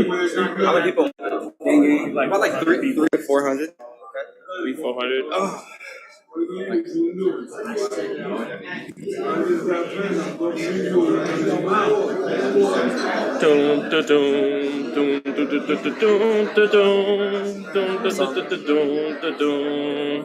Timberland in the game. Yao Ming or LeBron? Oh, that was not GOAT talk. What about Yao Ming and LeBron? LeBron, Yao Ming or LeBron, and not GOAT talk. I mean, Yao Ming, he was going to be that dude without injuries. He was. Yeah, him and Tracy McGrady probably would have at least made the finals at some point. Yao Ming, he started getting injured, and then Dwight Howard took over the center position. But he didn't have Yao Ming's touch and back to the basket, little turnaround jumper. Craft, finesse. Yeah. Dwight was just a monster in Orlando. But no, yeah, I liked Yao Ming. And then what, LeBron? Arguably best basketball player ever. I'll still go Michael Jordan, but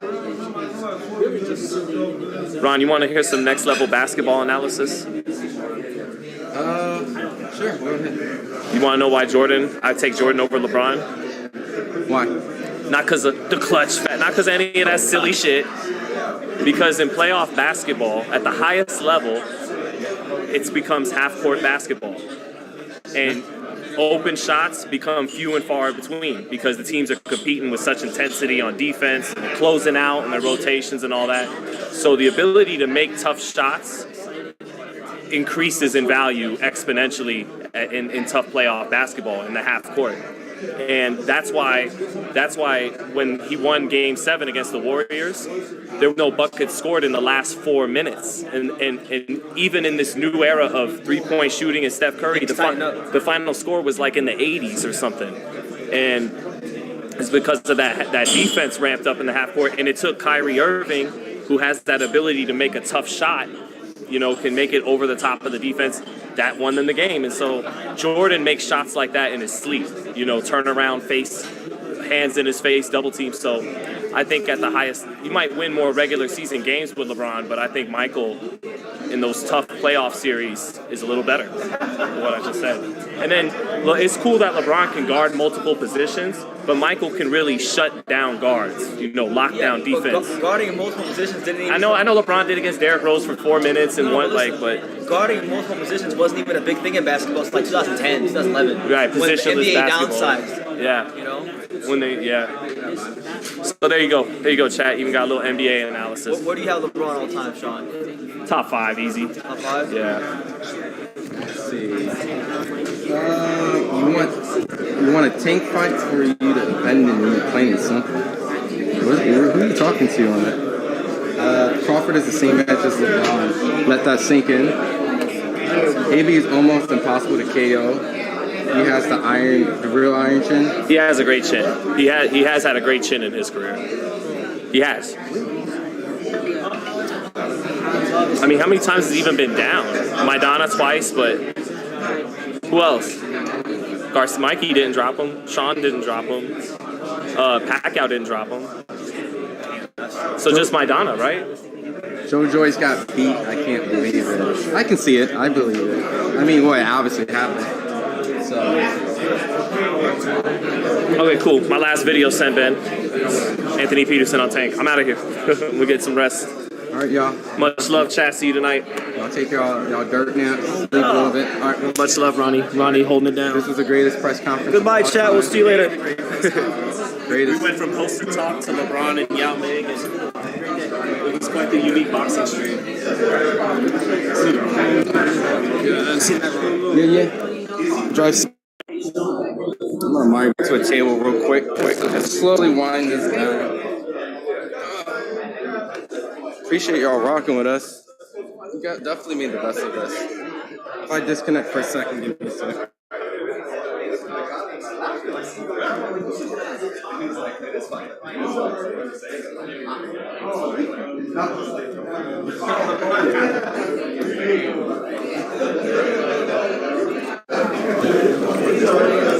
See you guys.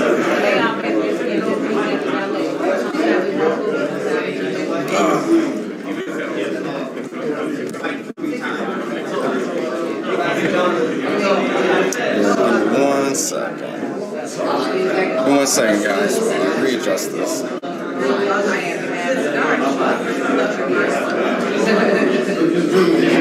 Give me 1 second. I'm gonna pause this real quick.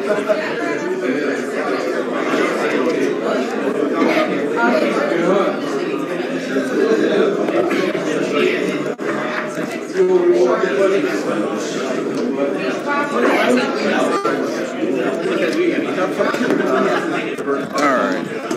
Let me see. Give me 1 second, y'all. I'm moving my seat.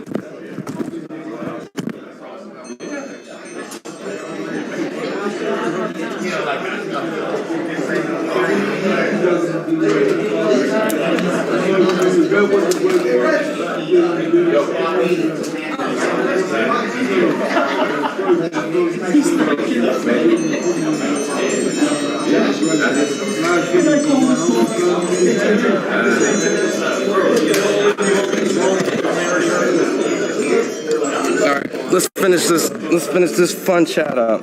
Probably chat for a few more minutes. What's up, y'all? Yep, this is what I look like. I look like Lion King. So, Danny Garcia is trash? Damn. Why so hard on him? Danny's not trash. I mean, look, how many times has Danny been the underdog and he proved so many people that he is what he said he was, right?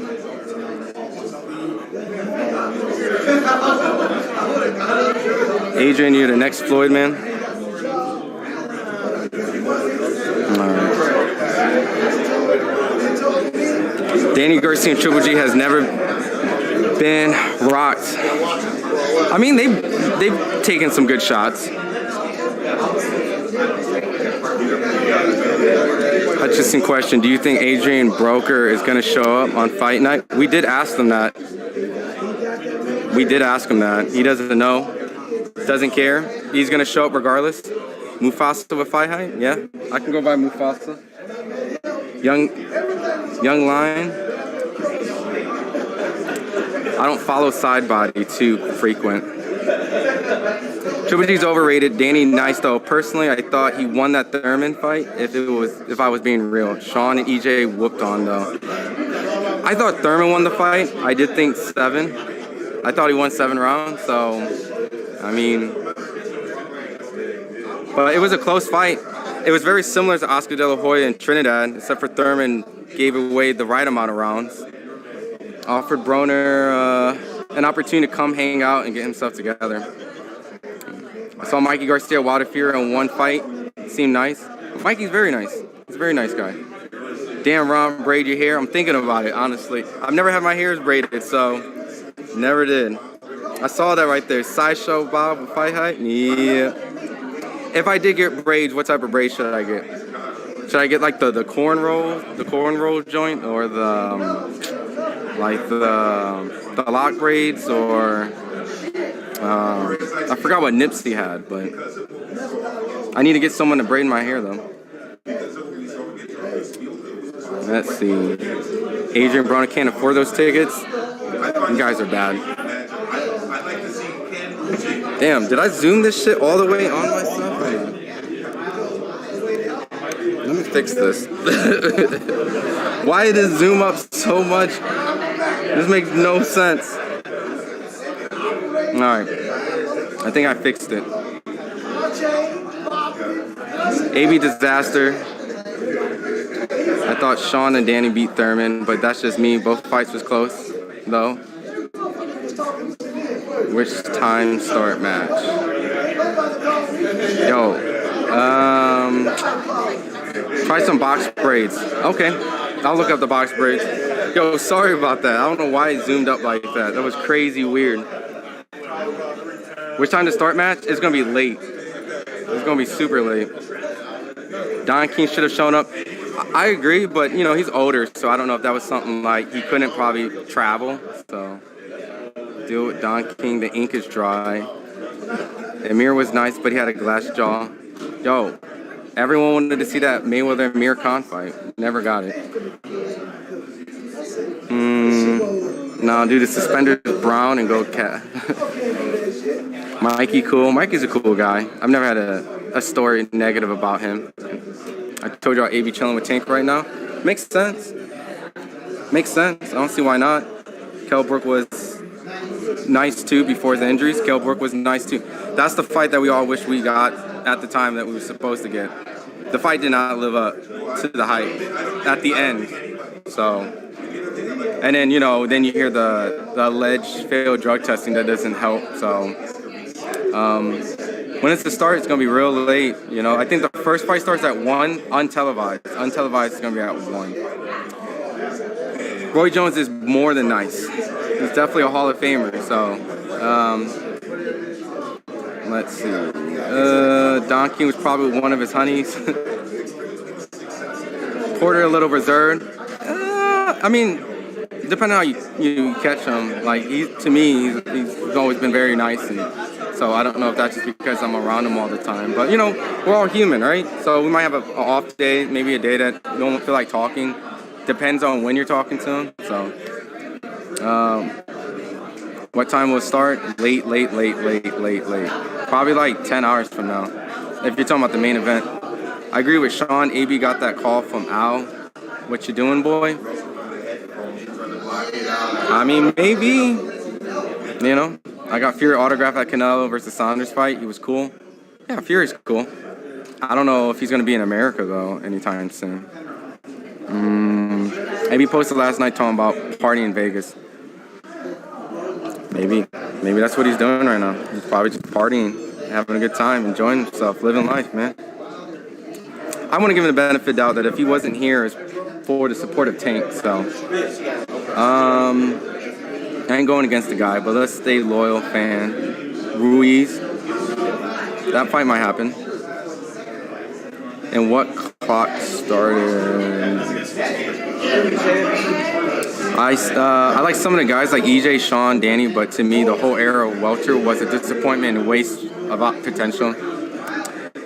I mean, it would have been nice to get those guys to fight each other a little bit quicker, but at the end of the day, like, it's a business, right? So you got networks, you got fighters to please, you got sanctioning bodies, you got car injuries, you got injuries, like Thurman had injuries, EJ had injuries, you know, sanctioning bodies weren't probably putting people into certain positions, you know. He's lost, it happened. Did Tank and Ryan reweigh? And today, yep, it's all good. They're about like 9 pounds rehydrated, but they made their weight at 11, so they're good. So fight's good. So and just to clarify, Gervonta also had to rehydrate within that limit too, so it wasn't just Ryan. I feel Ryan's going to upset Tank. Why do I feel like that? It makes sense. I mean, you got 2 undefeated fighters, strong, got power. They both believe in themselves. We've seen stranger things in boxing, right? How many times has the underdog prevailed? A lot. So, we'll see. I mean, Ryan's strong. He's fast. He has a good left hook. I know they say that's all he has, but, you know, they said it about Wilder for a while, right? All he has is a straight right. He only has to land once, right? And even though he lost to Fury, how many times did Fury go down? He almost won that 3rd fight. He almost won that 1st fight. I mean, so we'll see. Ryan can win. You know, the betting odds isn't that crazy wide, but, you know, Tank is definitely the favorite, and rightfully so. I got Tank as the favorite, so if you're wondering. Ryan's unanimous card isn't how it's feeling now there. Thurman was faking injuries, didn't he lie and say he got into a car accident? And then when they tried to find the report, he came out and said it was a whiplash. I mean, I would have to see the doctor report, you know? But I do remember that whole thing. I know he did get injured during the Danny Garcia fight. I mean, that arm didn't look fake. But, you know, it would have been nice if those fights happened a lot sooner. It would have been nice to get Thurman and Spence when we wanted it. But it would have been great to get Thurman Pacquiao earlier. It would have been great to get Thurman Crawford. It would have been great to get Pacquiao Crawford when they were on Top Rank. A lot of fights that would have been great, unfortunately. They gained 9 pounds. I can't believe it. I mean, it makes sense, right? Like, why not take advantage and rehydrate as much as you can? So, I just wish that we got to get the official weigh-in going into the ring to see how much they completely rehydrated too.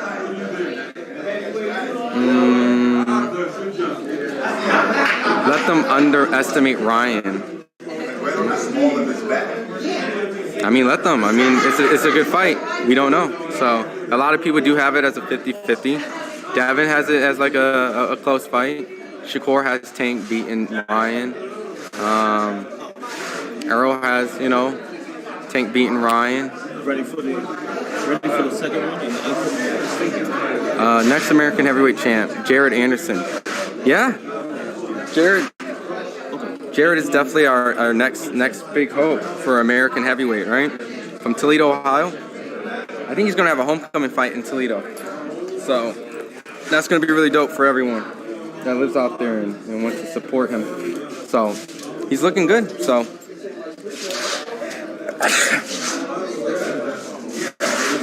Tank is hard to beat.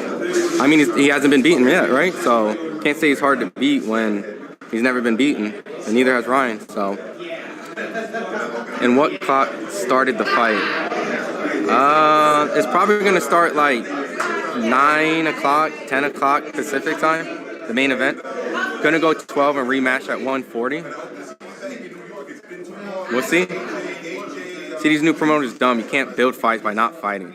All of them fights was close money on rematches or trilogies. Moving up in weight, that makes more money than stalling out the division.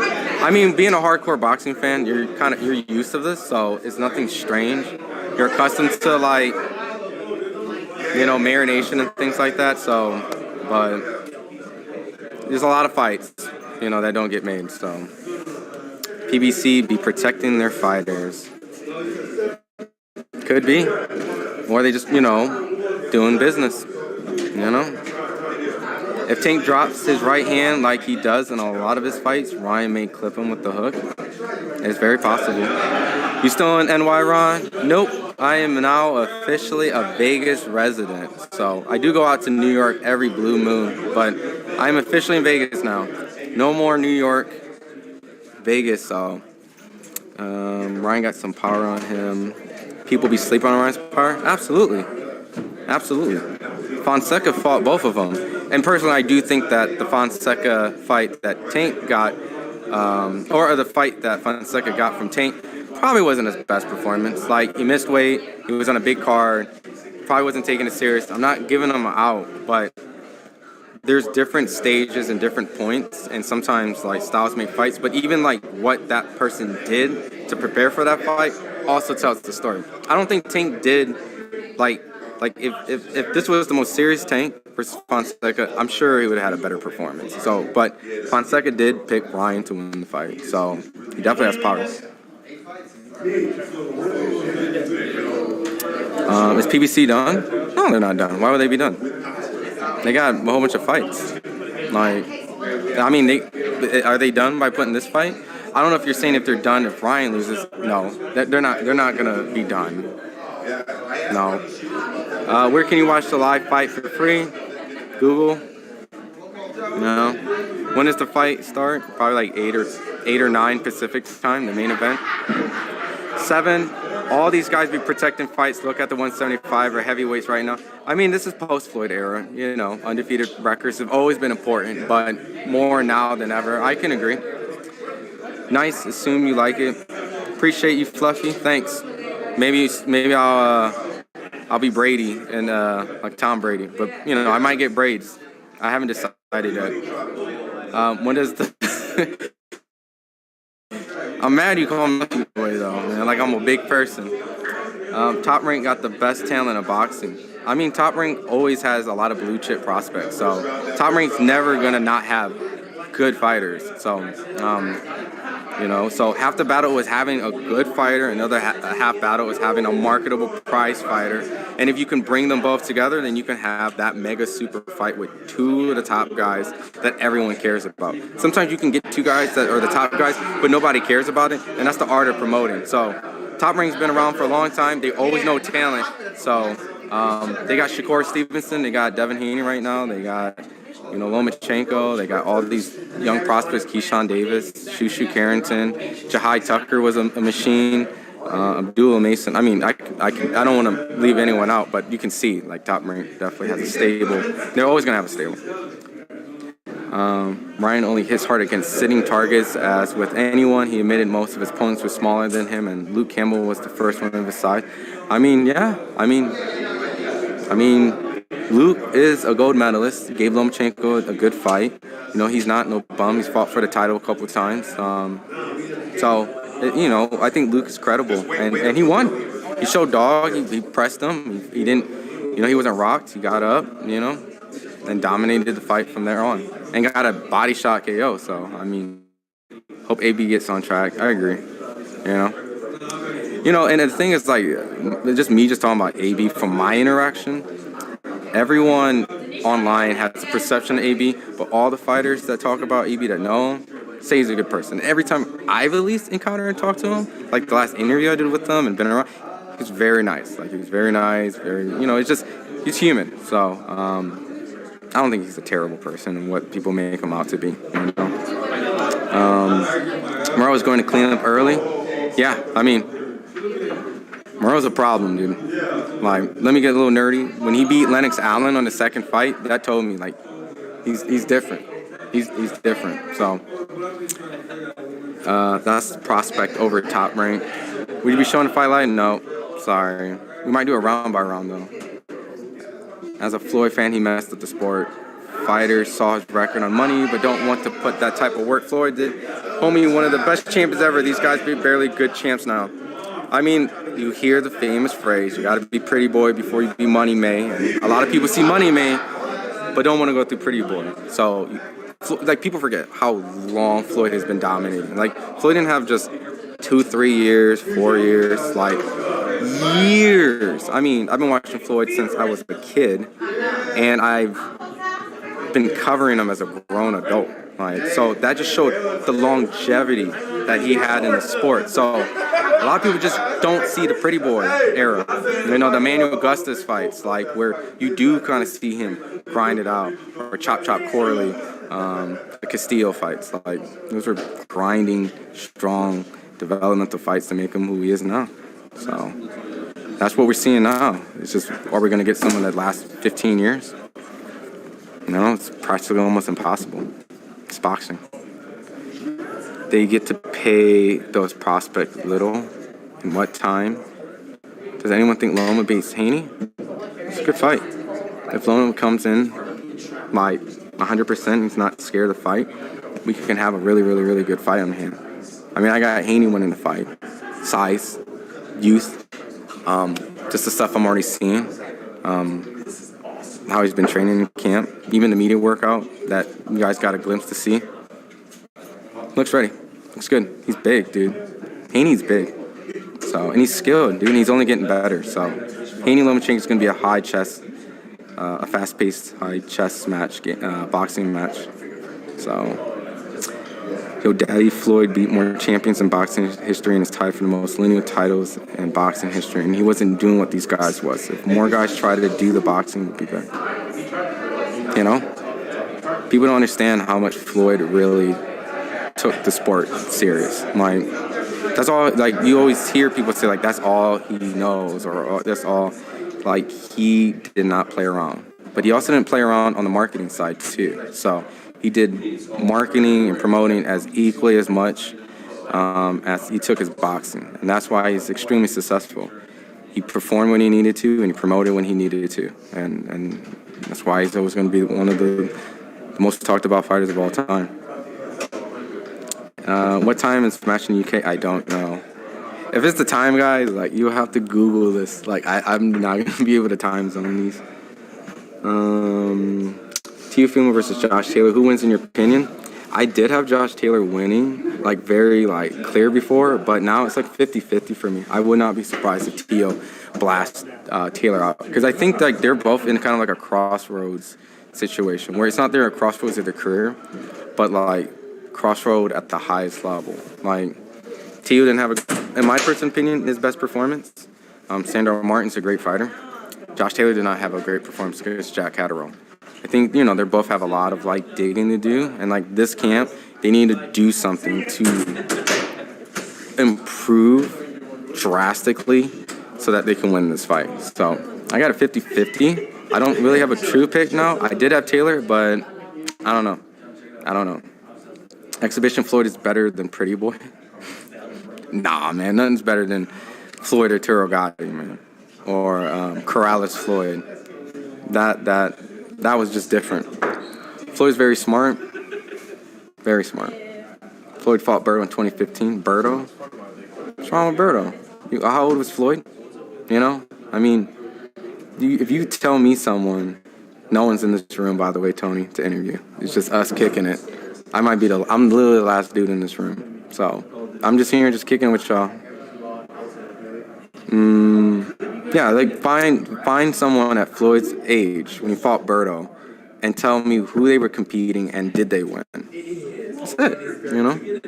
Floyd was doing his thing, man. What more can you ask for? He fought practically everyone, you know, and I know there's the Thurmans and stuff like that, but come on. At that point, someone is definitely going to lose. Like, dude, Roy Jones just fought Pettis and just lost. Like, this is Roy Jones. But do you keep fighting and fighting, you know?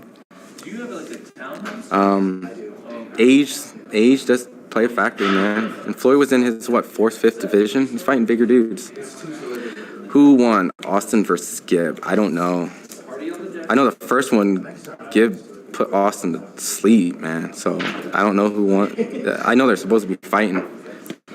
Josh Taylor's going to beat the brakes off of Teal. See, that's what the common, like, you know, but I don't know, man. They both didn't look right in their last fight, so I'm a little concerned for both. Nobody cares about AB fighting. I want to be watching. He didn't throw punches. He loved to talk. I mean, just, you know, people still going to watch. And if they're not going to watch, they're going to check up on it. You know, AB is very colorful, so can't knock it, man. He figured that marketing side out. The main reason Floyd made money was because people hate him so much, and he wanted to see him lose, so he got paid. Just like Ali.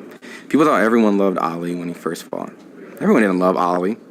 Like, when he fought Frazier, if you look at the social climate and the situation going on, as much people loved Ali, equally hated, maybe even hated Ali more. So if you go watch Thriller in Manila, Ali Frazier 3, when you hear the Filipinos, they were all booing Ali. So he had a hate factor. It's just easier now to appreciate someone after, you know, they're out, stuff like that. So it is a huge component. You got to have people to want to see you win and lose. If you don't, then you're not going to be successful. Like, there's so many people that want to see Tank and Ryan lose today, equally as win. So that's why people are going to be tuning in. You got to have haters. Like, you got to have haters. If not, then you're not going to make it in boxing. Like, you got to have haters. You got to have people that want to watch you lose. That's the whole point, right?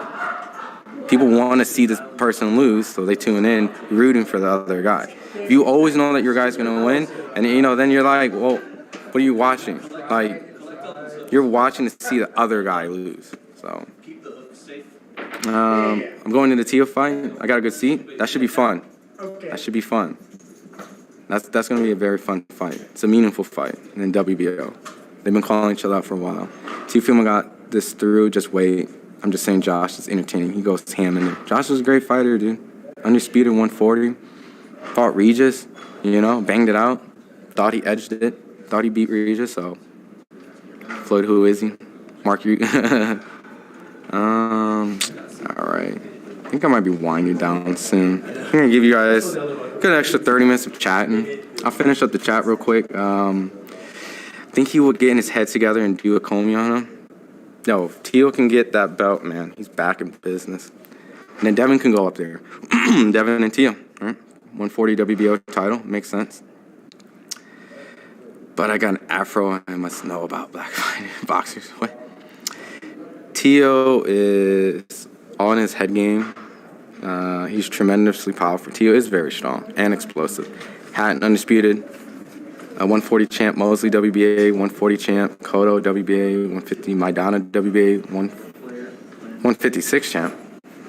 147. Manny, WBO, 147 champ, Berto. What's wrong with Berto? Look, you can't always get a sexy name after sexy name or championship fight after championship fight. Look, Berto has fought the best competition that was presented to him. I think he was getting ready to fight Floyd, but I think the Victor Ortiz fight, he lost, so Victor Ortiz was obviously going to be that. He was going to fight Shane Mosley, but I think there was like a crisis that happened in Haiti, so he went there to help and support, you know, so shout out to Berto for that.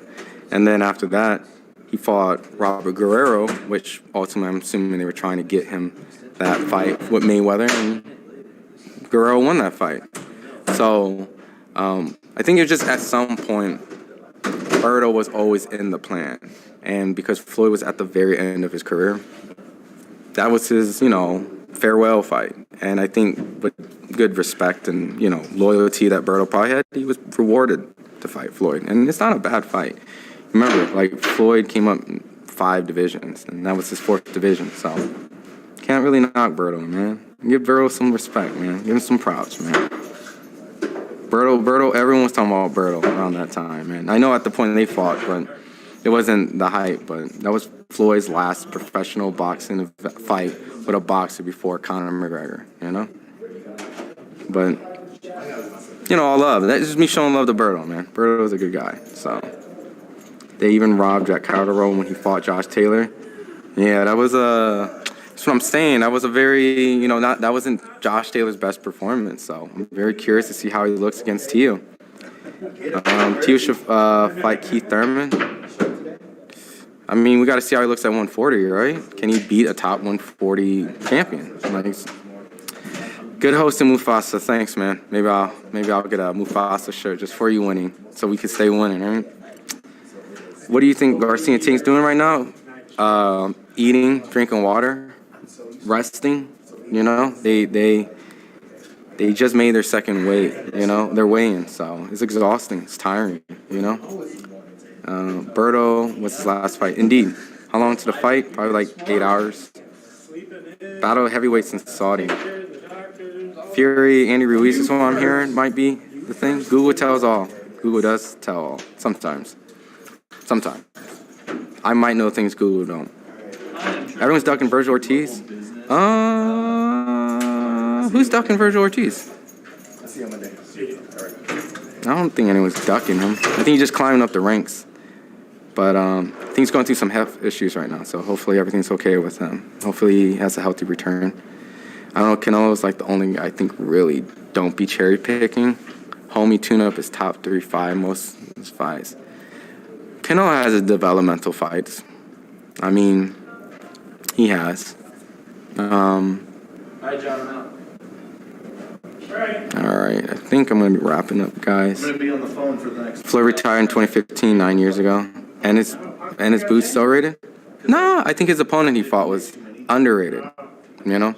But I did think Ennis did learn something in that fight, which all fighters do. So we'll see. You know, you can't judge a fighter off one performance. I need like 3, maybe 2, consistently. So, I mean, Ennis won that fight consecutively 12 rounds. Like, the guy had good footwork, Ukrainian fighter, highly ranked in the IBF. He didn't have a big promoter, so, like, how do you get highly ranked in the IBF without a big promoter, you know? So you gotta be, like, somewhat, like, decent, right? So I think it was undefeated, too. So, yeah, Boots won that 12 rounds. It wasn't a sexy knockout, but you can't knock out everybody. And this is not even talked about. How is he overrated? He just got here, so, you know, he has the hype. I think Boots is great. You know, we just have to see. Just let these guys grow. Like, you know, he's really young. I know that we see, like, Devin Haney, undisputed, 23. You know, that doesn't happen all the time. So, just, you know, give him some time. You know, he's in a welterweight division where it's held up, you know, by Spence and Crawford. And once that goes, we'll be able to see. But I do think that Boots' last performance didn't warrant the hype that he was going into it. But that happens. Like, you can't knock everybody out. Tank Davis did not knock out everybody. So, and what happened when Pitbull didn't get knocked out and fought? You know, he got a lot of praise. So, do you praise the guy for doing well and losing? Or do you criticize the guy that won because he didn't do so? Just, you know, give Boots some, you know, everyone was super high on Boots. One performance that he got 12 rounds, you know, in the books. You know, the guy had good footwork. So let's just see how that opponent looks to other fighters, and then we can see it's like Pedro Campos, right? Pedro Campos fought Tio, right? Everyone was like, Tio's gonna blow him out, 6-7 rounds. And you know, and I thought Tio was probably gonna get him underneath 6, and I was wrong. Then Pedro Campos goes fights Brandon Lee, and it becomes like a neck and neck kind of fight for a long point of that second half. So from that point, maybe Pedro Campos is a lot better than I give credit to. So, so in my books, Pedro Campos is a lot better, like just by those 2 fights. So let's see this guy that Boots fought and see how he looks, and then we can go revisit it to Boots' performance and see, did he really have a great performance, or, you know? So styles make fights, right? Thurman would KO Boots. Let's see it. That's all I'm asking. Maybe Thurman destroys him, right? Thurman has good footwork. Maybe Boots knocks him out, and that's his coming out party, right? All I say is let's see it. Like, I'm down to see it. So if you guys are down to see it, I'm down to see it. There's not much more to talk about except for the fight after it happened. So I'm cool with Thurman beating Boots, and I'm cool with Boots destroying Thurman. Let's just see it, right? Ron G, what's up, Joseph? Broner didn't show up today, so... So, you ain't missed nothing. Ortiz fell ill again, so he had to pull out the fight. Yeah, he did. So I think he had some health concerns. So hopefully everything goes well. And these guys with fight boots, it's just a high risk, low reward, and it's like it's understandable. All fighters have been in that position. So if they don't see anything that they can gain from it, especially when they're way further in their career, then it makes sense. Once upon a time, Spence was high risk, low reward, right? Now Spence is high reward, and everyone, of course, wants to fight him. So the reward has to match the risk, right? And when you're a guy who has no reward and you haven't had that mountaintop, you're gonna want everybody, And there's always gonna be some new guy that comes underneath the lion that gets hunted. The hunter becomes the hunted, right? That's every single fighter. Every single fighter. Before you know it, it's gonna be Boots is ducking this guy, Virgil's ducking this guy. It's gonna be the same thing. So. Well, let's just see it. I'm down. I'm not picking. I'm just down to see it, right? Let's just see it. But would Thurman give Boots? That's what you have to ask yourself. Would Thurman give Boots the fight? Not because he's scared, but does it make sense where he's at in his career? A guy who's got Sean Porter in his as a win, Danny Garcia as a win, fought Manny Pacquiao and only lost to Manny Pacquiao. Why would I go fight Boots? That's what probably is going through his mind. He probably wants Errol Spence, maybe Terrence Crawford, because in his mind, in his part of his career, his value, he feels he put in enough work, he's been around these guys, and now it's his time to have those type of opportunities. You remember, he used to say burn money to Floyd, right? He was saying Floyd was ducking Thurman, right? Burn money. And then they're saying Thurman was ducking Spence, and then Spence is not ducking Boots, and then, so, this is boxing, man. It's just hard when there's so many different networks and promoters and stuff like that. This just has to come to everyone agreeing. And if the money's right and everyone's happy with it, then that's probably when you'll see the fight be made. But if there's not enough money to satisfy everyone, and the fighters don't agree, and the promoters don't agree, and the networks don't agree, then it doesn't make sense, right? So that's all it is. Boots not with Heyman and PBC Boots. Boots is protecting himself. Well, maybe he wants the Spence fight, right? He's gone through the IBF route, and he is technically next up for Spence, who is the unified 3-belt champion, and maybe that's the direction he wants to go. I don't know. You know what I mean? So we'll see. Maybe he was told something, and that's what he's waiting off. So off subject, but are you going to do another MMA live commentary again? If so, anyone in particular? I know we're trying to do something for the Conor McGregor and Michael Chandler fight. My boy Alan Dawson should be at the fight, so we're gonna try to get coverage there and interviews and all this stuff, and kind of do the whole how we're doing here. So I think we're gonna do something for the Conor McGregor Michael Chandler. So stay tuned for that. Sorry if I skipped some stuff. This is why UFC is better than boxing. You could say that. But how come we didn't get Francis Ngannou and John Jones? That's a perfectly good fight to make. Probably the biggest fight in UFC. They were both in the same organization. Why didn't that fight get made? You got allegedly the best heavyweight in MMA walking around all over the place with potentially the best heavyweight, John Jones. Or he is, but we don't know. How did UFC mess that up? That's a humongous fight in MMA. And those are the things that don't get discussed, that when certain MMA fights don't go through because of negotiations and all that type of stuff, it's the same thing. It's just in one organization. So does that make it look worse? That one organization that has all this can't get that right and don't have the excuse of double networks, double promoters, double this? So, it's just fighting in general. It's a prize fighting. And when you see MMA evolve more, you're going to start seeing rivals of UFC. UFC had rivals. There was Pride. There was Strikeforce. The best didn't fight the best then. They never got all that stuff together. And so now you have one big conglomerate, but now you have one championship out there. You got Bellator out there. You got PFL out there.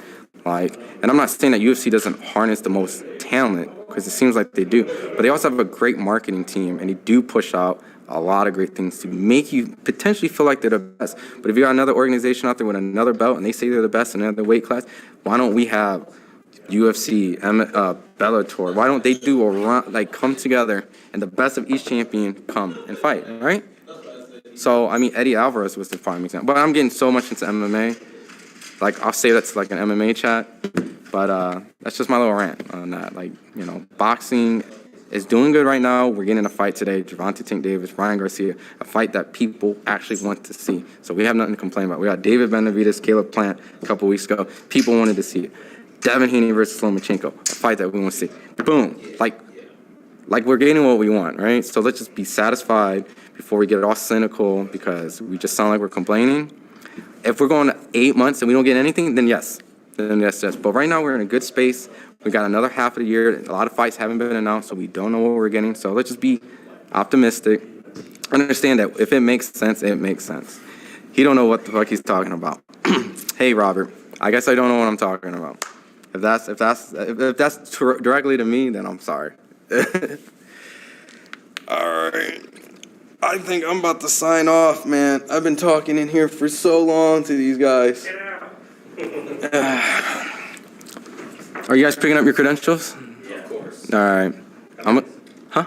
Yeah, I'm gonna roll with you guys. But one championship would be the best host an MMA World Tournament. Hey, man, let's see it, right? Let's see it, right? What's my boy? You guys follow MMA? Yeah. Mighty Mouse, right? Yeah. My man Mighty Mouse is like the GOAT, right? UFC, right? We go over one championship, right? Right? Now I know different rules, right?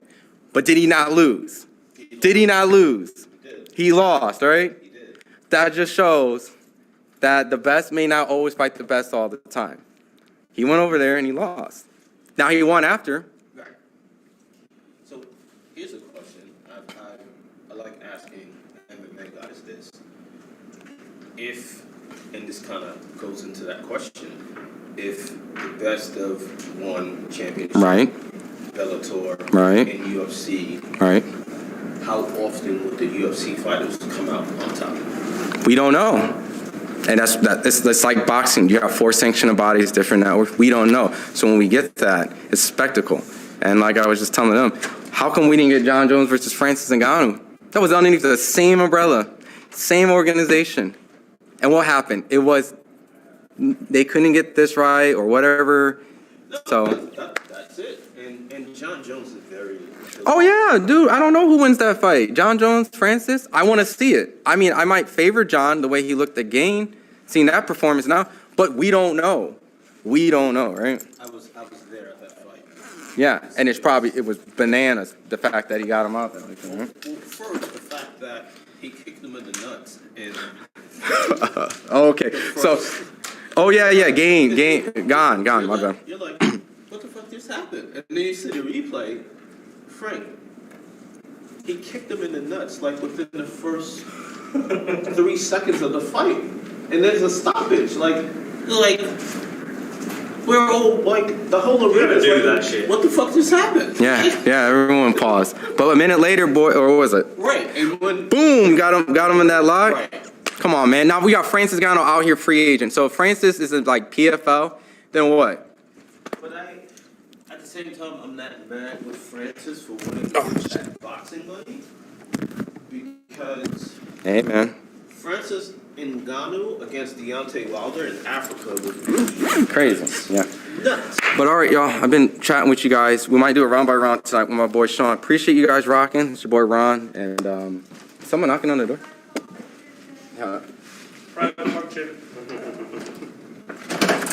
Oh, sorry. Are they having the press conference? Oh, it's done. Damn it! Oh, yeah, it's been done. Broner didn't show up, so you didn't miss anything. All right, appreciate y'all. And no, I don't think there's a Spence Crawford announcement going on tonight. So, but fingers crossed, I got a 0.0001%. But Steven can confirm that that's not happening, at least June 17th. So, all right, y'all. Appreciate it.